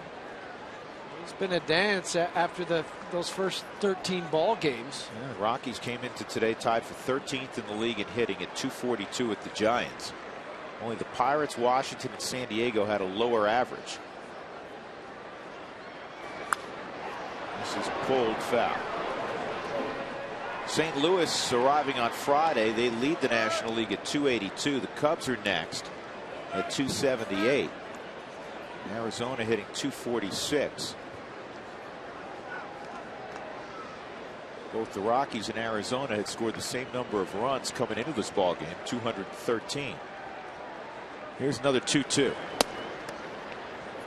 3-2. Offense is kind of a trend throughout baseball for the most part. And there's some high profile guys that are not. There's a lot of them, and we'll show you a partial list in a bit. Ball 4 to Lopez, and Iannetta will hit. Second walk allowed by Ian Kennedy. Iannetta's 0 for 2. Well, here's a group of guys that you expect big things offensively. I mean, Carl Crawford's paid a lot of money. He's hitting just 229. He's had to get really hot to get his average there. Dustin Pedroia, who's just a phenomenal player, hitting 249. Sean Fagan's second straight year he struggled since moving from the Angels to Seattle. Look at Dan Uggla. Dan Uggla went 0 for 5 today with 3 punch outs. Hanley Ramirez, he's a 300 hitter. Adam Dunn, I thought, would just tear it up with the White Sox. Hit 40 home runs, hitting 191. Yeah, I mean, Albert's not awful at 263, but you know, you're talking about almost a third of the way through the season. A guy that's typically at 300, 320. Evan Longoria was on that list. I understand that he's missed half the time, but he's still at the 220 mark. You know, Aubrey Huff, I noticed in the paper today, Aubrey Huff with the Giants hitting in the low 220s. Pitching's up, offense is down, but you still have to find ways to win. And the Rockies, I think to a man, would tell you they have dramatically underperformed offensively.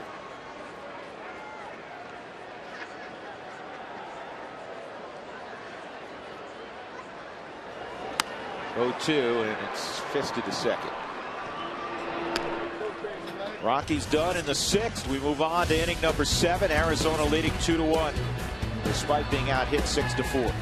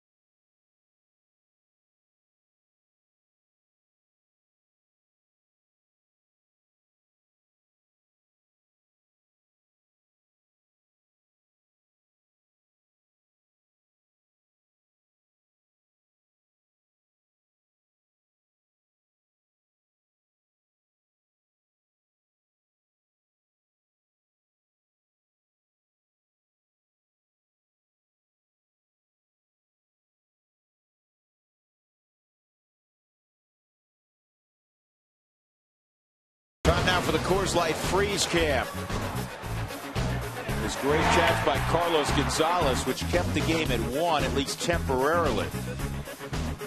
Brought to you by the Frost Brewed Coors Light, the world's most refreshing beer.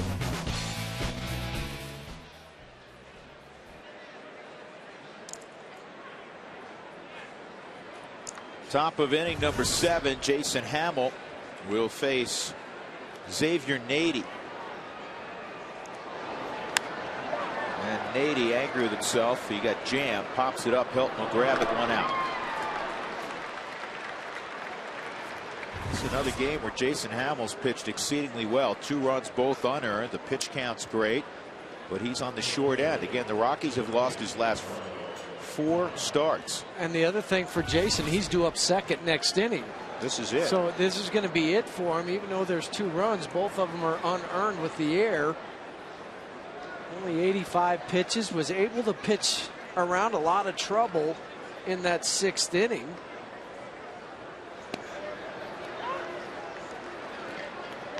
It's unfortunate. Gerardo Parra takes a strike. He's 0 for 2.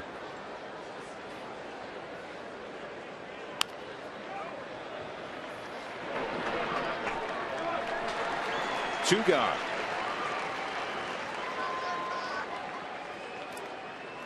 Fans, we've been up here all ball game before, enjoying the scenery, the food. We've talked about it. We've had a couple different options here. But you can enjoy this Mountain Ranch Club, too, to expand your experience. Make sure you call the Colorado Rockies to do that. And it includes credit for food and beverage, which we were able to get today. By the way, I saved you a whole fried avocado, and those shrimp, you ate them all in one commercial break. 2 commercial breaks. 2 commercial yes. breaks. I set them back there. I was hoping you would be able to eat them. I know where you set them. Yeah. We'll just leave it at that. They were good, though. They look good. Yeah. Dessert next. That's right. We still have that to go for us. This is a base hit up the middle by Kennedy. Just the 5th hit against Jason Hamill.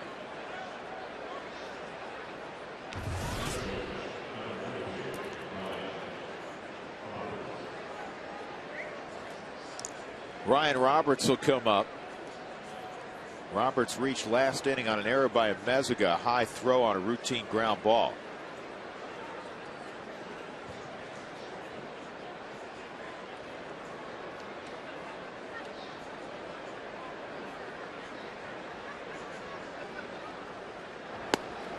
Good yacker there. 0-1.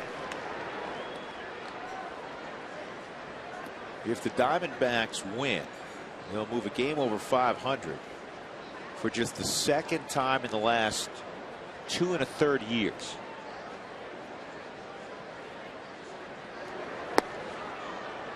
They were dreadfully bad the last couple of years. A lot of it had to do with their bullpen, their pitching. They've addressed those issues. Kevin Towers coming over, longtime GM of the San Diego Padres, understands how important that bullpen is. 2-1. Well, the bullpen, I'll tell you how much better they are. They're 19-1 this year, the Diamondbacks, when they lead after 6. Obviously, they're leading here in the 7th. Well, that bullpen ERA was one of the worst in baseball history last year. They're averaging almost 3 runs a game better this year.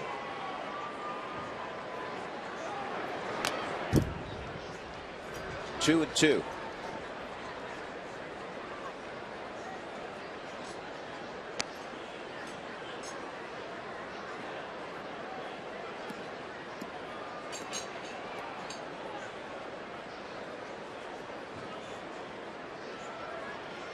See anybody in the Rockies bullpen. Maybe Jim Tracy is hoping that Meziga can get on and bunt him over with Jason Hamill and leave him in the ballgame opportunity to try to win it. 3-2 on Roberts.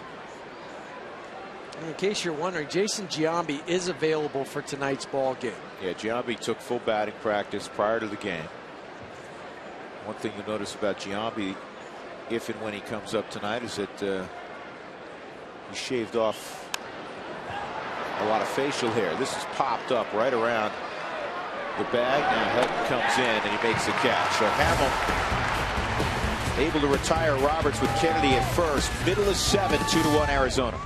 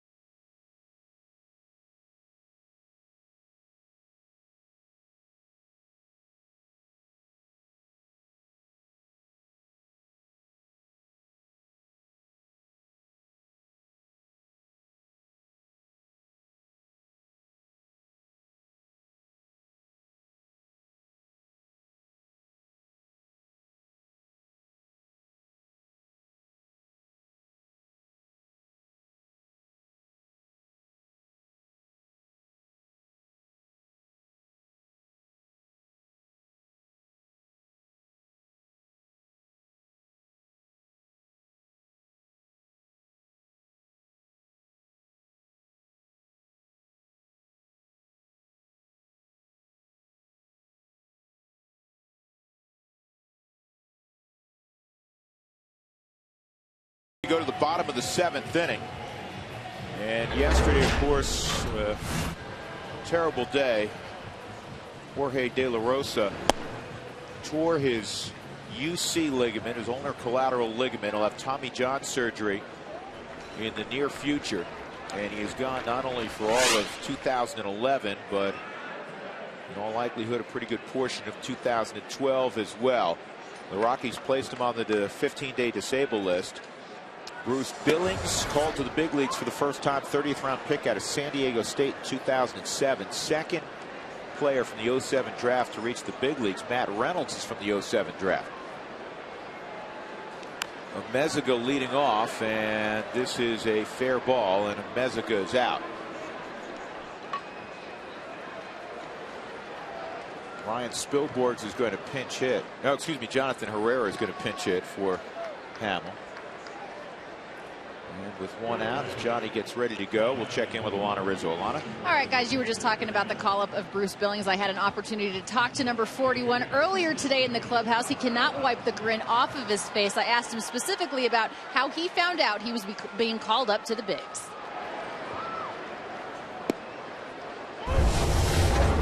Call me into the manager's office, so I go in there and my heart was pounding right away. And I sat down. I was like, I know I'm not in trouble, so I in my head I'm like, this is hopefully something good is happening right now. And Stu Cole, he said, yeah, congratulations, you've just been called up.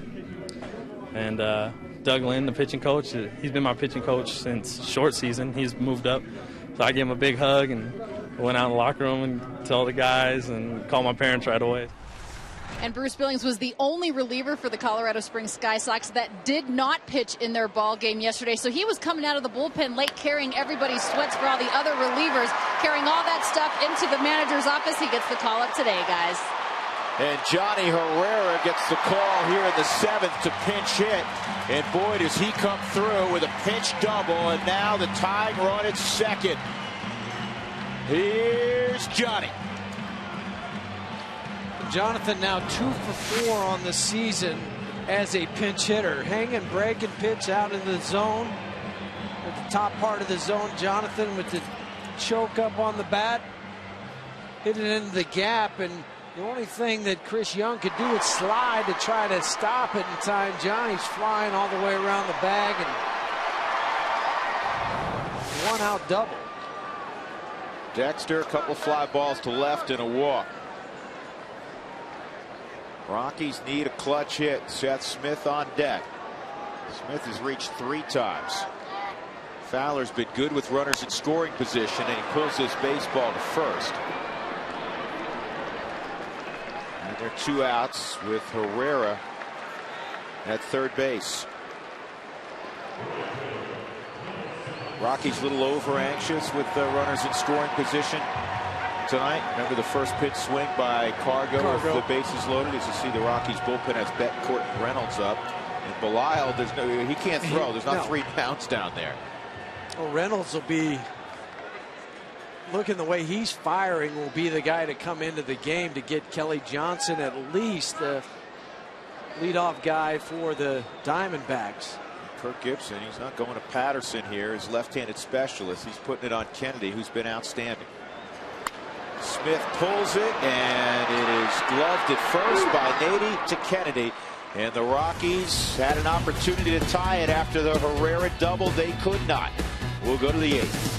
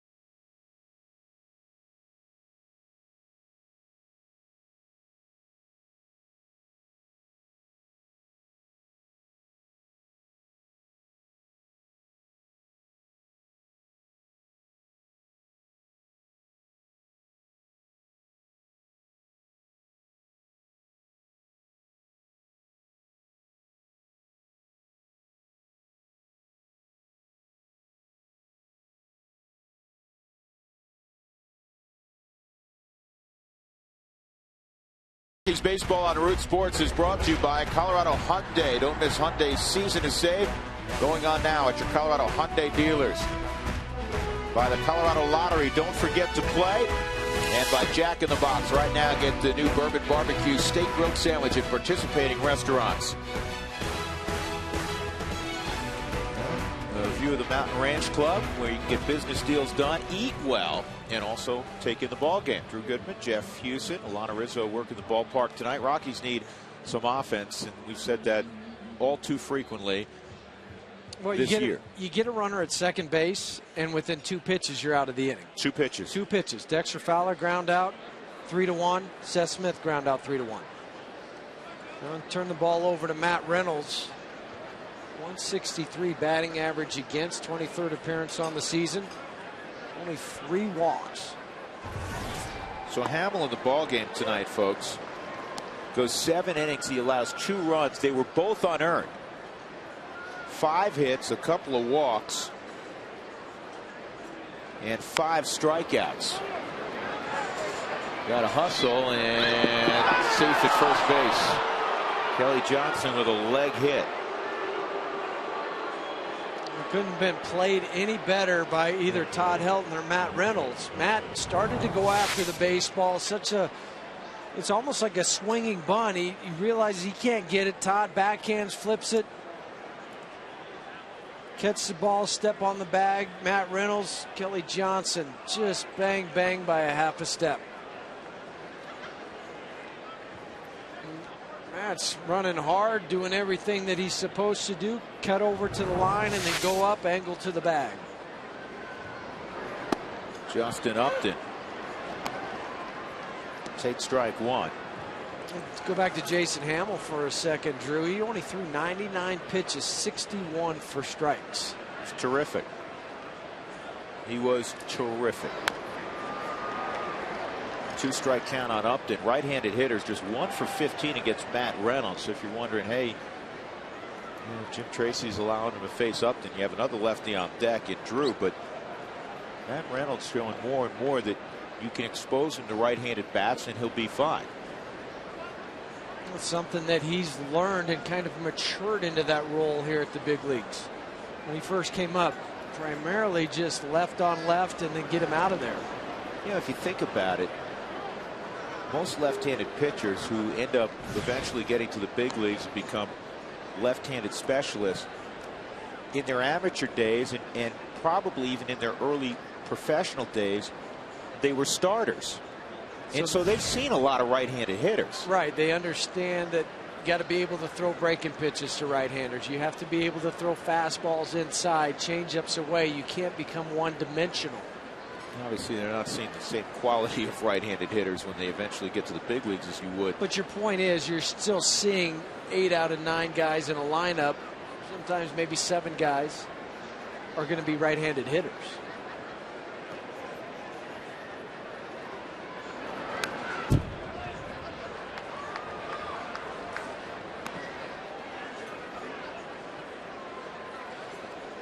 Top of inning number 8.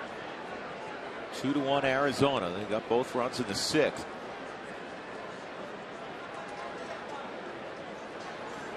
The Rockies still have available on their bench Tulowitzki, Giambi. As Ryan Spilborghs is available also.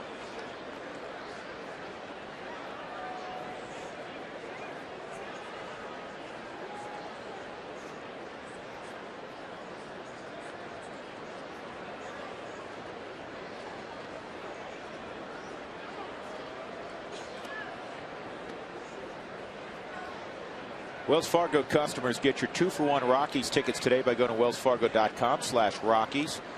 See a Wells Fargo banker for details. And Chris kept calling for the fastball in to Justin Upton.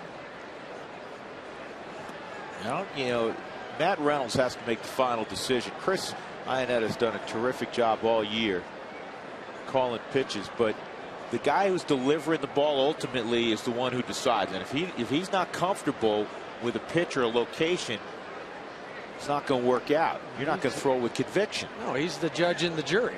He's got the hammer. I like what you're saying. It's a suggestion, or I don't like it. I don't feel comfortable throwing it. They're going to come in with it here. Fastball.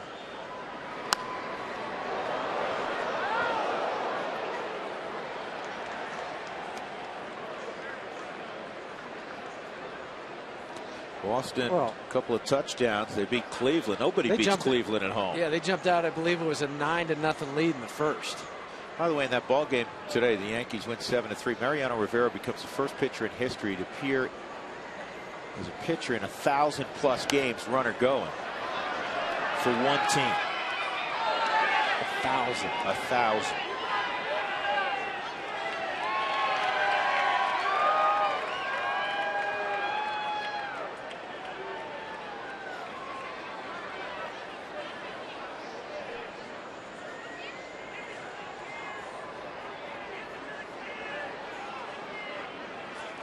They landed 11 over Pittsburgh this afternoon. Runner going again, and again it's fouled off. I thought they might throw over with Kelly Johnson taking off the pitch before that. Padres cooled off St. Louis 3-1 today.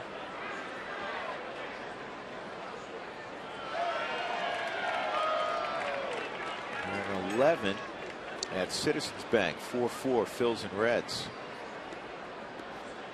That's leading in Chicago, and that ball game being delayed. Florida, an early lead again on the Giants. Yeah, Ricky Nolasco last night. 2-2 and swung on and missed. Strike 3 on Justin Upton. So Reynolds wins that battle. As the first out in the 8th inning, and Stephen Drew will come up. 3 straight fastballs that Justin Upton had fouled off, and then they throw the changeup. That's a split change from Matt Reynolds. We've seen the curveball, the guts to throw it in the 8th inning for the strikeouts.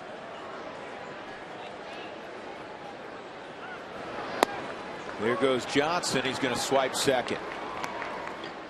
He picked the breaking ball to go on, which was a good guess. First pitch breaking ball left on left.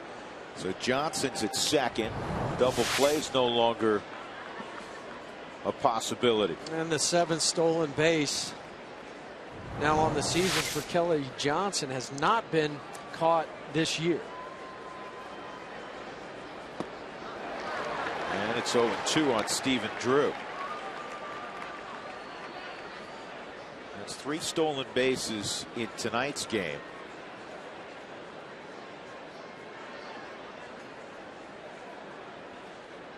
And yesterday afternoon, there was 3 stolen bases. 6 in 3 ball games. That's a bunch. Kirk Gibson wants to be aggressive. That's how he played the game. 41 stolen bases on the season for the Arizona Diamondbacks. 1-2, breaking ball, and it's line foul. Stephen Drew is a very good hitter, and if you go to the well once too many times, he will adjust, and he hits lefties. And even if you miss your location, it makes him that much more dangerous. Well, a reminder coming up in the post-game show. You can text on Toyota Talk throughout the post-game show. Text Toyota followed by a space, and then your comments and questions perhaps to 720-720.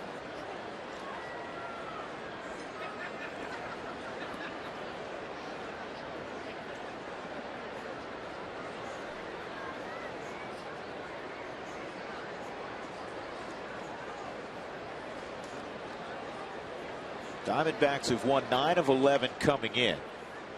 And during that time, their rotation has gone 7-2 with a 2.73 ERA. And obviously, Ian Kennedy hasn't hurt those numbers at all tonight. They've also won 5 straight one-run ball games.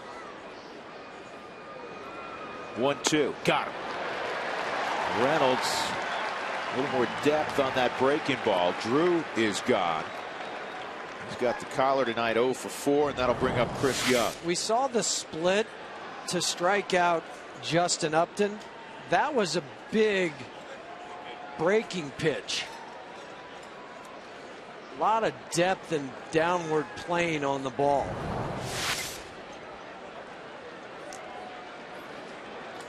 Matt Belisle's going to come in for Jim Tracy to get Chris Young. He'll go right on right when we come back.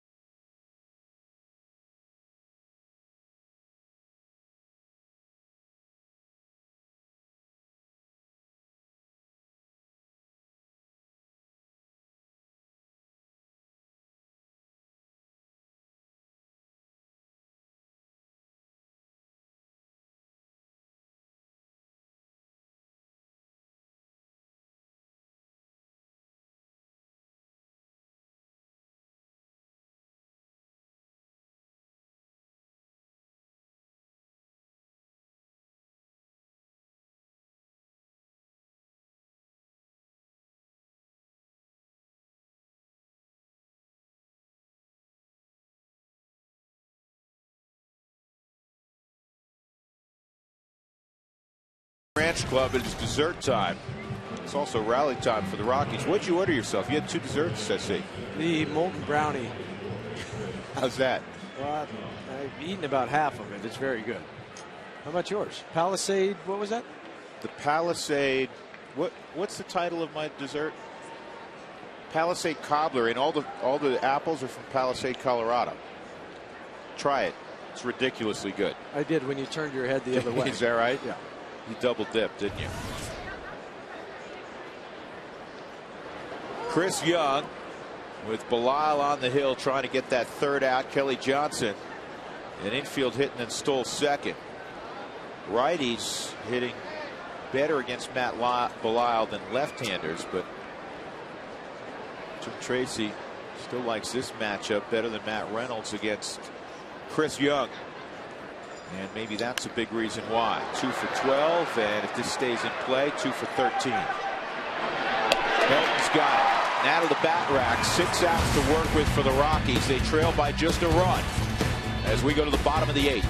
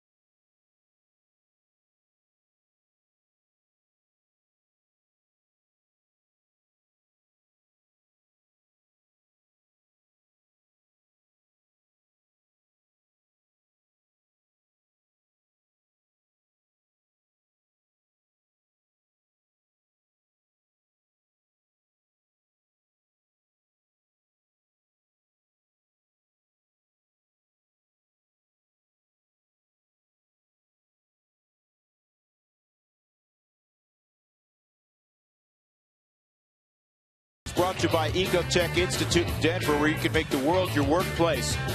The Rockies had a 1-0 lead in the 4th. A leadoff double from Seth Smith. He went to third on a wild pitch, scored on a sac fly by Todd Helton. Hamill was outstanding. He gave up 2 runs. They were unearned runs in 7 innings. Ian Kennedy still out there. Carlos Gonzalez, who came up with the bases loaded in his last at bat and rolled the ball to short, is 1 for 3. 3, 4, and 5 for the Rockies. Again, Tulowitzki sitting this one out, at least in a starting role. That's at the knees. He is available. Well, both he and Jason have undoubtedly been underneath into the tunnel, hitting off the pitching machines in there, taking their soft toss, hitting off the tee. They're ready to go whenever they're called on. Change up, 1 and 2. And you figure to see those guys toward the bottom third of the lineup. Helton on deck. He's hitting cleanup for the first time in a couple years tonight.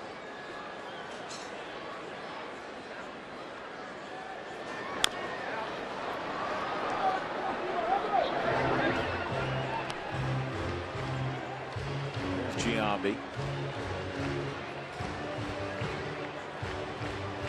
Spilborghs. Got the batting gloves on.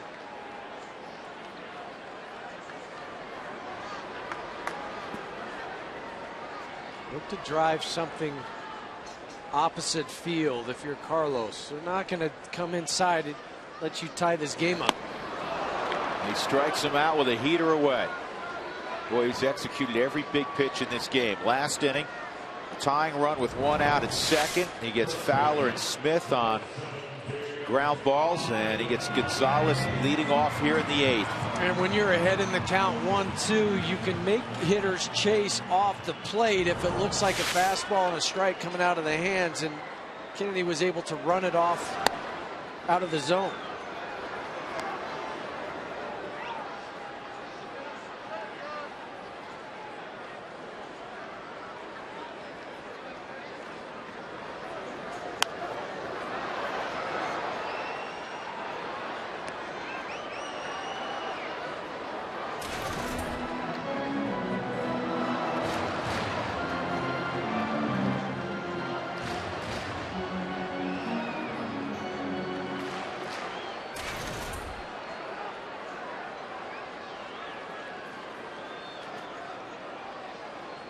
Here's the 1-1 on Todd. High fly ball, deep right field, fair or foul. It is a foul ball.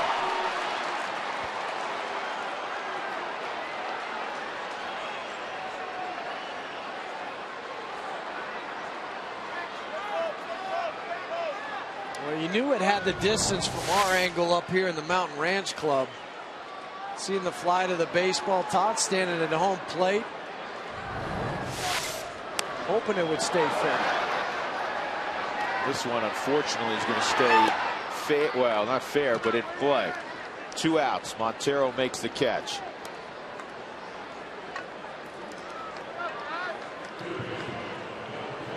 That'll bring up Ty Wigginton, who homered in last night's ball game. 5-2 loss. He went opposite field, went over the hand-operated scoreboard in right. 3 home runs in a Rockies uniform. He had a double back in the 4th. Rockies have been held to 2 runs on 1 run on 7 hits. Home run Hack missed the slider.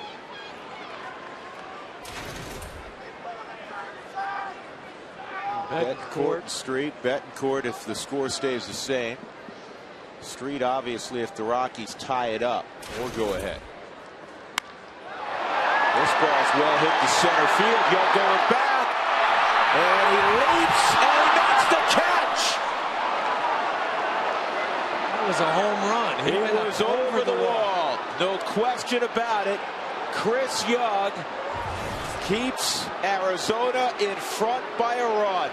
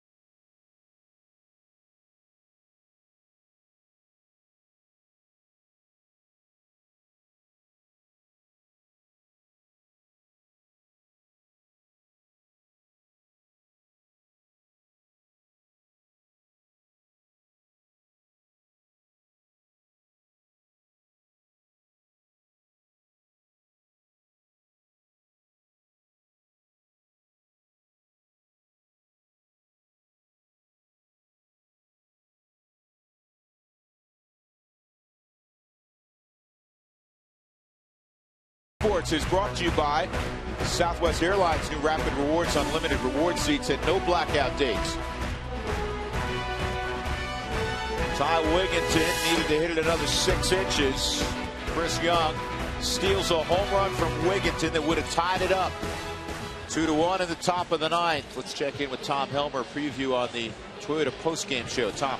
Drew, how about Hamill and eggs? Jason Hamill throws up goose eggs, no earned runs, yet he's not on the line for the win. Also, we'll talk about deja vu. The last time the Rockies were 500 was the second game of the season against the Arizona Diamondbacks. The last time the Arizona Diamondbacks were over 500 opening day when they beat the Colorado Rockies. We'll also get you down into the clubhouse and hear from the players. It's all coming up on the Toyota postgame show. Drew? All right, Tom, thank you. Let's take a look at that catch again by Chris Young. Well, he just times his leap perfectly, does not get too close to the wall, so when he jumps up, that his momentum carries him into the wall, so he doesn't get to the perfect height to catch the baseball. That was textbook. And that ball was over the wall. He went up, grabbed it, and brought it back. Nobody happier than Ian Kennedy. Kelly Johnson. Everybody waiting for Chris Young. Yeah, that's another way you win tight baseball games. Betancourt against Miguel Montero here in the 9th inning. It's out of play on the left side. Rockies in the bottom half of the 9th inning will have Lopez, Iannetta, and Amezaga scheduled. Again, Tulowitzki not starting tonight, available. Giambi, who had to leave the ball game in game 2 after being a couple innings after getting hit on the elbow. Homered last night again. He is available. That had to do more with his defense, and it was hurting his throwing more than the swinging of the bat.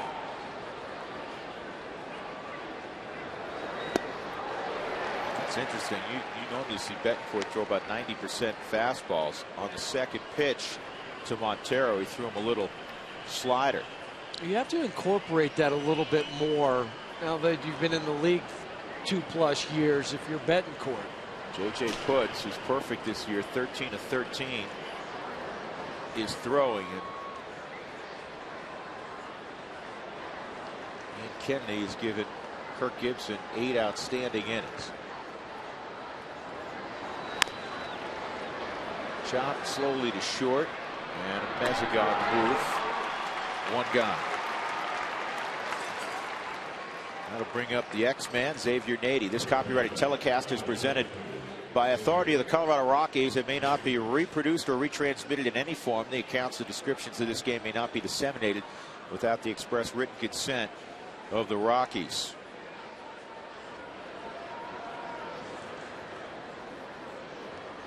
Xavier Nady getting a lot of playing time. Juan Miranda's down. There is speculation Miranda will be available tomorrow. He's hit on the elbow by a pitch a few days ago. We're hoping that swelling will go down enough where he can go back to swinging. It's his lead arm. Nady out of Cal Berkeley. Nady's another guy that's undergone a couple Tommy John surgeries. And unlike a pitcher, a position player can get back quicker and still work on that arm strength because they're able to swing the bat. They may not be fully recovered again from an arm strength standpoint, but they're still able to defend, especially if you have a plus bat. And that's why Nady's in the big leagues, because he's always swung the bat effectively. Yeah, also he can play first base where you don't have to worry about throwing a whole lot. He does move out to left field, but shorter throw over there. Not a whole lot of different arm angles.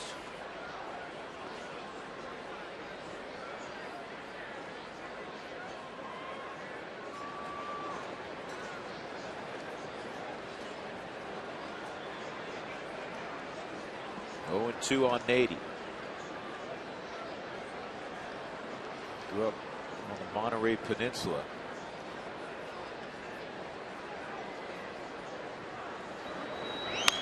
Good pitch. And a ground ball deep in the hole. Amezaga's going to have to eat it. Good pitch, bad result. Infield single for Nady. And that'll bring up Gerardo Parra. Pretty good range there for Amezaga.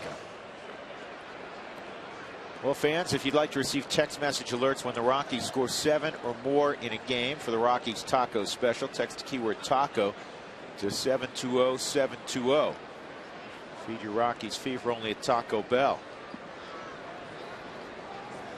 Parra's 0 for 3.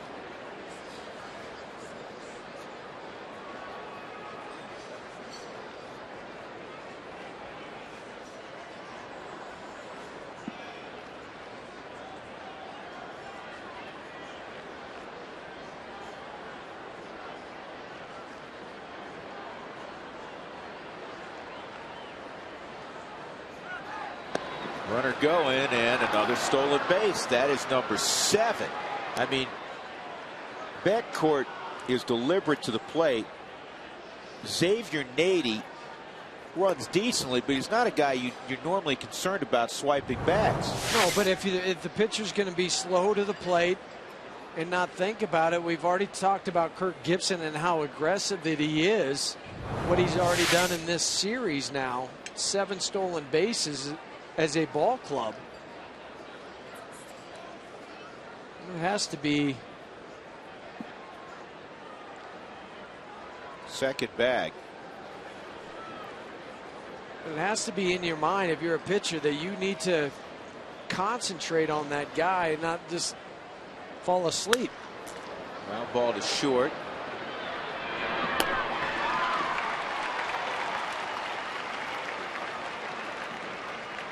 Sean Burroughs going to pinch hit now for Kennedy. But instead, with that stolen base, it prolongs this inning. That ground ball to a Mezika would have been a 6-4, 6-3 double play.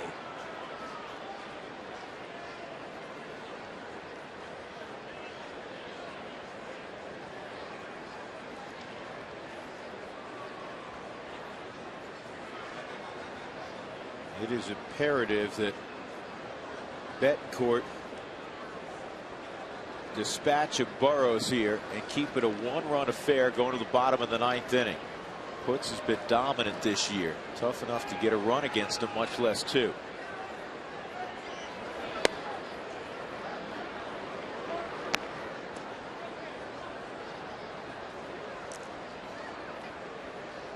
Rockies have had some scoring chances. Got the bases loaded with 2 outs in the 5th with Gonzalez up there, and he grounded out. But it's not like there have been an abundance of opportunities. A continuing and unfortunately now troubling theme. You're going to go through periods where you don't hit. You're going to go through periods where the bullpen slips up on even great teams. Same thing with the starting rotation as you look at Tulowitzki standing next to Tommy Runnels. But right now the Rockies have gone really 6 weeks, other than the opening couple of weeks of the season. They've gone the last 6 weeks where they really have been inefficient offensively, fouled off. Well, now you're in game number 48. It's not like you're sitting at game 20 or game 25. In game 48. Yep. I mean, you've got to figure out a way to get it done, however that is. You go out there and compete. And Jim Tracy's talked about a lot in the last couple of days. It's not about mechanics anymore. It's not about your swing path. It's not about any of that. It's about going again, competing against the other pitcher.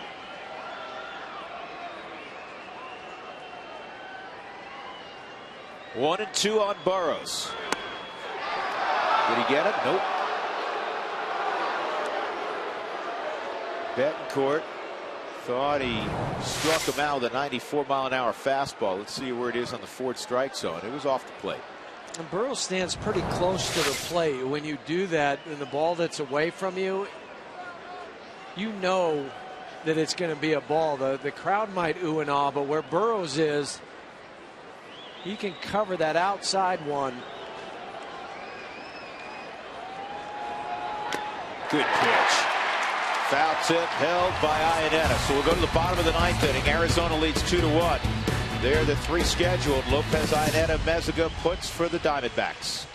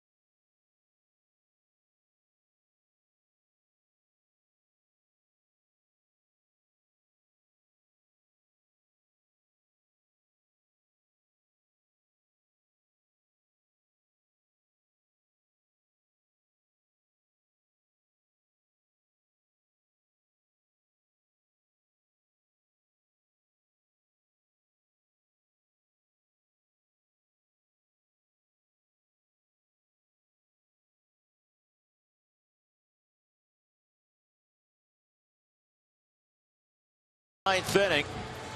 The Rockies scored just 2 runs in the nightcap last night after winning 12-4 in the afternoon affair. And they've managed a run on just 7 hits this evening. J.J. Putz closed out last night's ball game. He's unscored upon in 9 of his last 10. He's reminding folks of his days in Seattle. The opposition, Huey, hitting just a $183.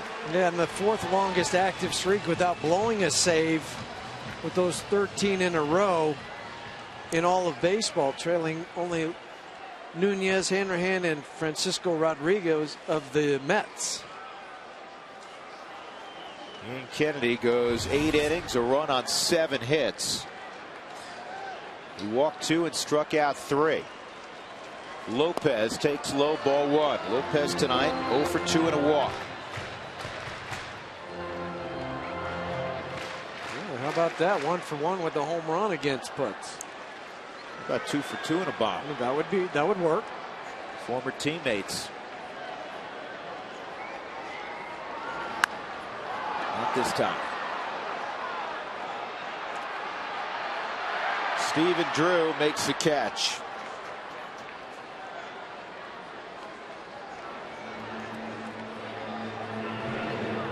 Spilborghs, Giambi all around the bat rack. I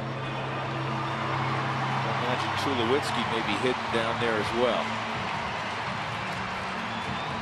Both of those guys are lurking. Amezuka is out on the on-deck circle. Yeah, now. He won't hit. No, that's just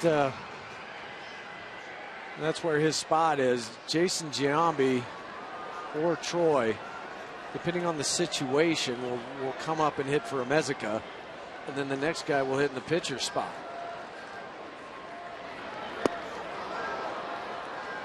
Hard slider.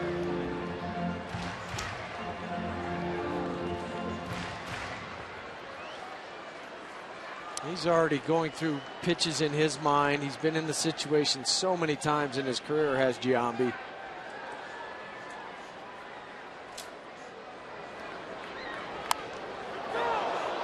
Two-strike count on Iannetta. Rockies got a 1-out pitch double in the 7th by Herrera. Fowler on the first pitch rolled 1 to first. Seth Smith on the first pitch hit a 1-hopper to first. That's the last scoring threat the Rockies had. Though Wigginton hit a ball over the wall with 2 outs last inning. Chris Young leaped over the wall and made the catch. 1-2. And you can see why Chris Caccione is moving up the ranks as far as umpires. His zone has been consistent with that 4th strike zone tonight.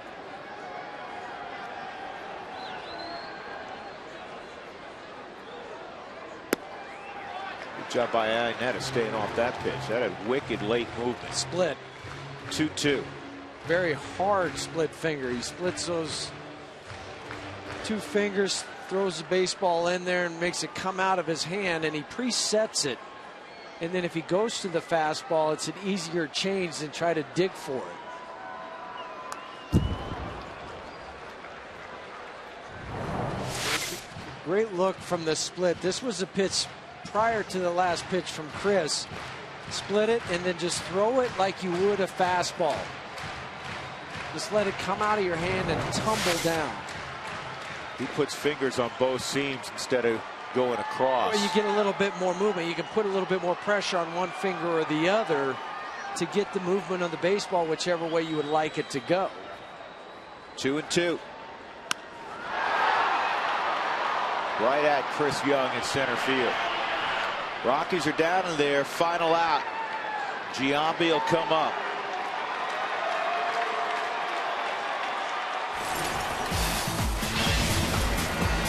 Go back to last night. Coors Light Cold Hard Blast. Jason Giambi against Joe Saunders.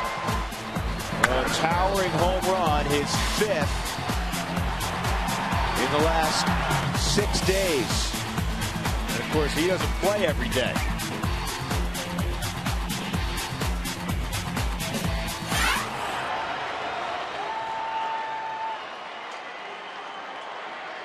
So Jason Giambi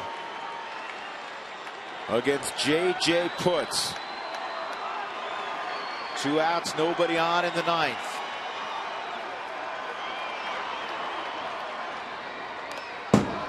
Ooh, man, that's fouled right off the mask of home plate umpire Chris Caccione.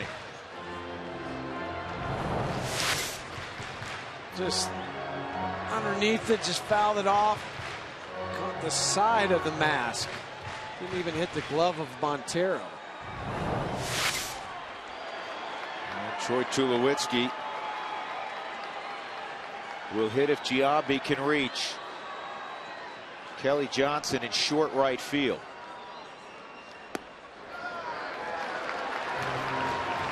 Stephen Drew is not on the right side of the infield, but close enough. A lot of times you'll see the shortstop on the second base side with Giambi up. Kelly Johnson deep, but the shortstop will move over more into the second base area. Giambi hits it in the air straight away. Young will have it, and that's the ball game. The Diamondbacks win behind the pitching of Ian Kennedy, who improves to 6-1. The Rockies lose another 1-run ball game. They fall 2-1. They're now just a .500 team after 24 affairs at Coors Field. They're 12-12 at home. They're 24-24 after 48 overall. Jason Hamill, the hard luck loser. He didn't give up an earned run in the game. Our Jimmy John's delivery of the game brought to you by Jimmy John's. It's the catch-robbing Ty Wigginton, and tying up this game in the 8th.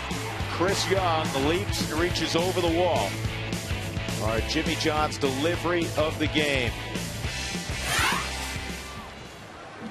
Another frustrating ball game, another tough loss. There have been far too many of those this year. We want to thank the good folks up here, our waiter in particular, Kevin at the Mountain Ranch Club. We had a wonderful time. The only thing missing, obviously, was a Rockies W. Unfortunately, Jason Hamill, another hard luck loser, 7 innings, 0 earned runs, did not deserve to lose the ball game tonight. Yeah. The offense, so it's got to show up. It's got to show up. Once again, that's going to be the focal point. You hear from Jim Tracy on the Toyota postgame show, I'm sure. And that Toyota postgame show is coming up next. Arizona wins it 2-1.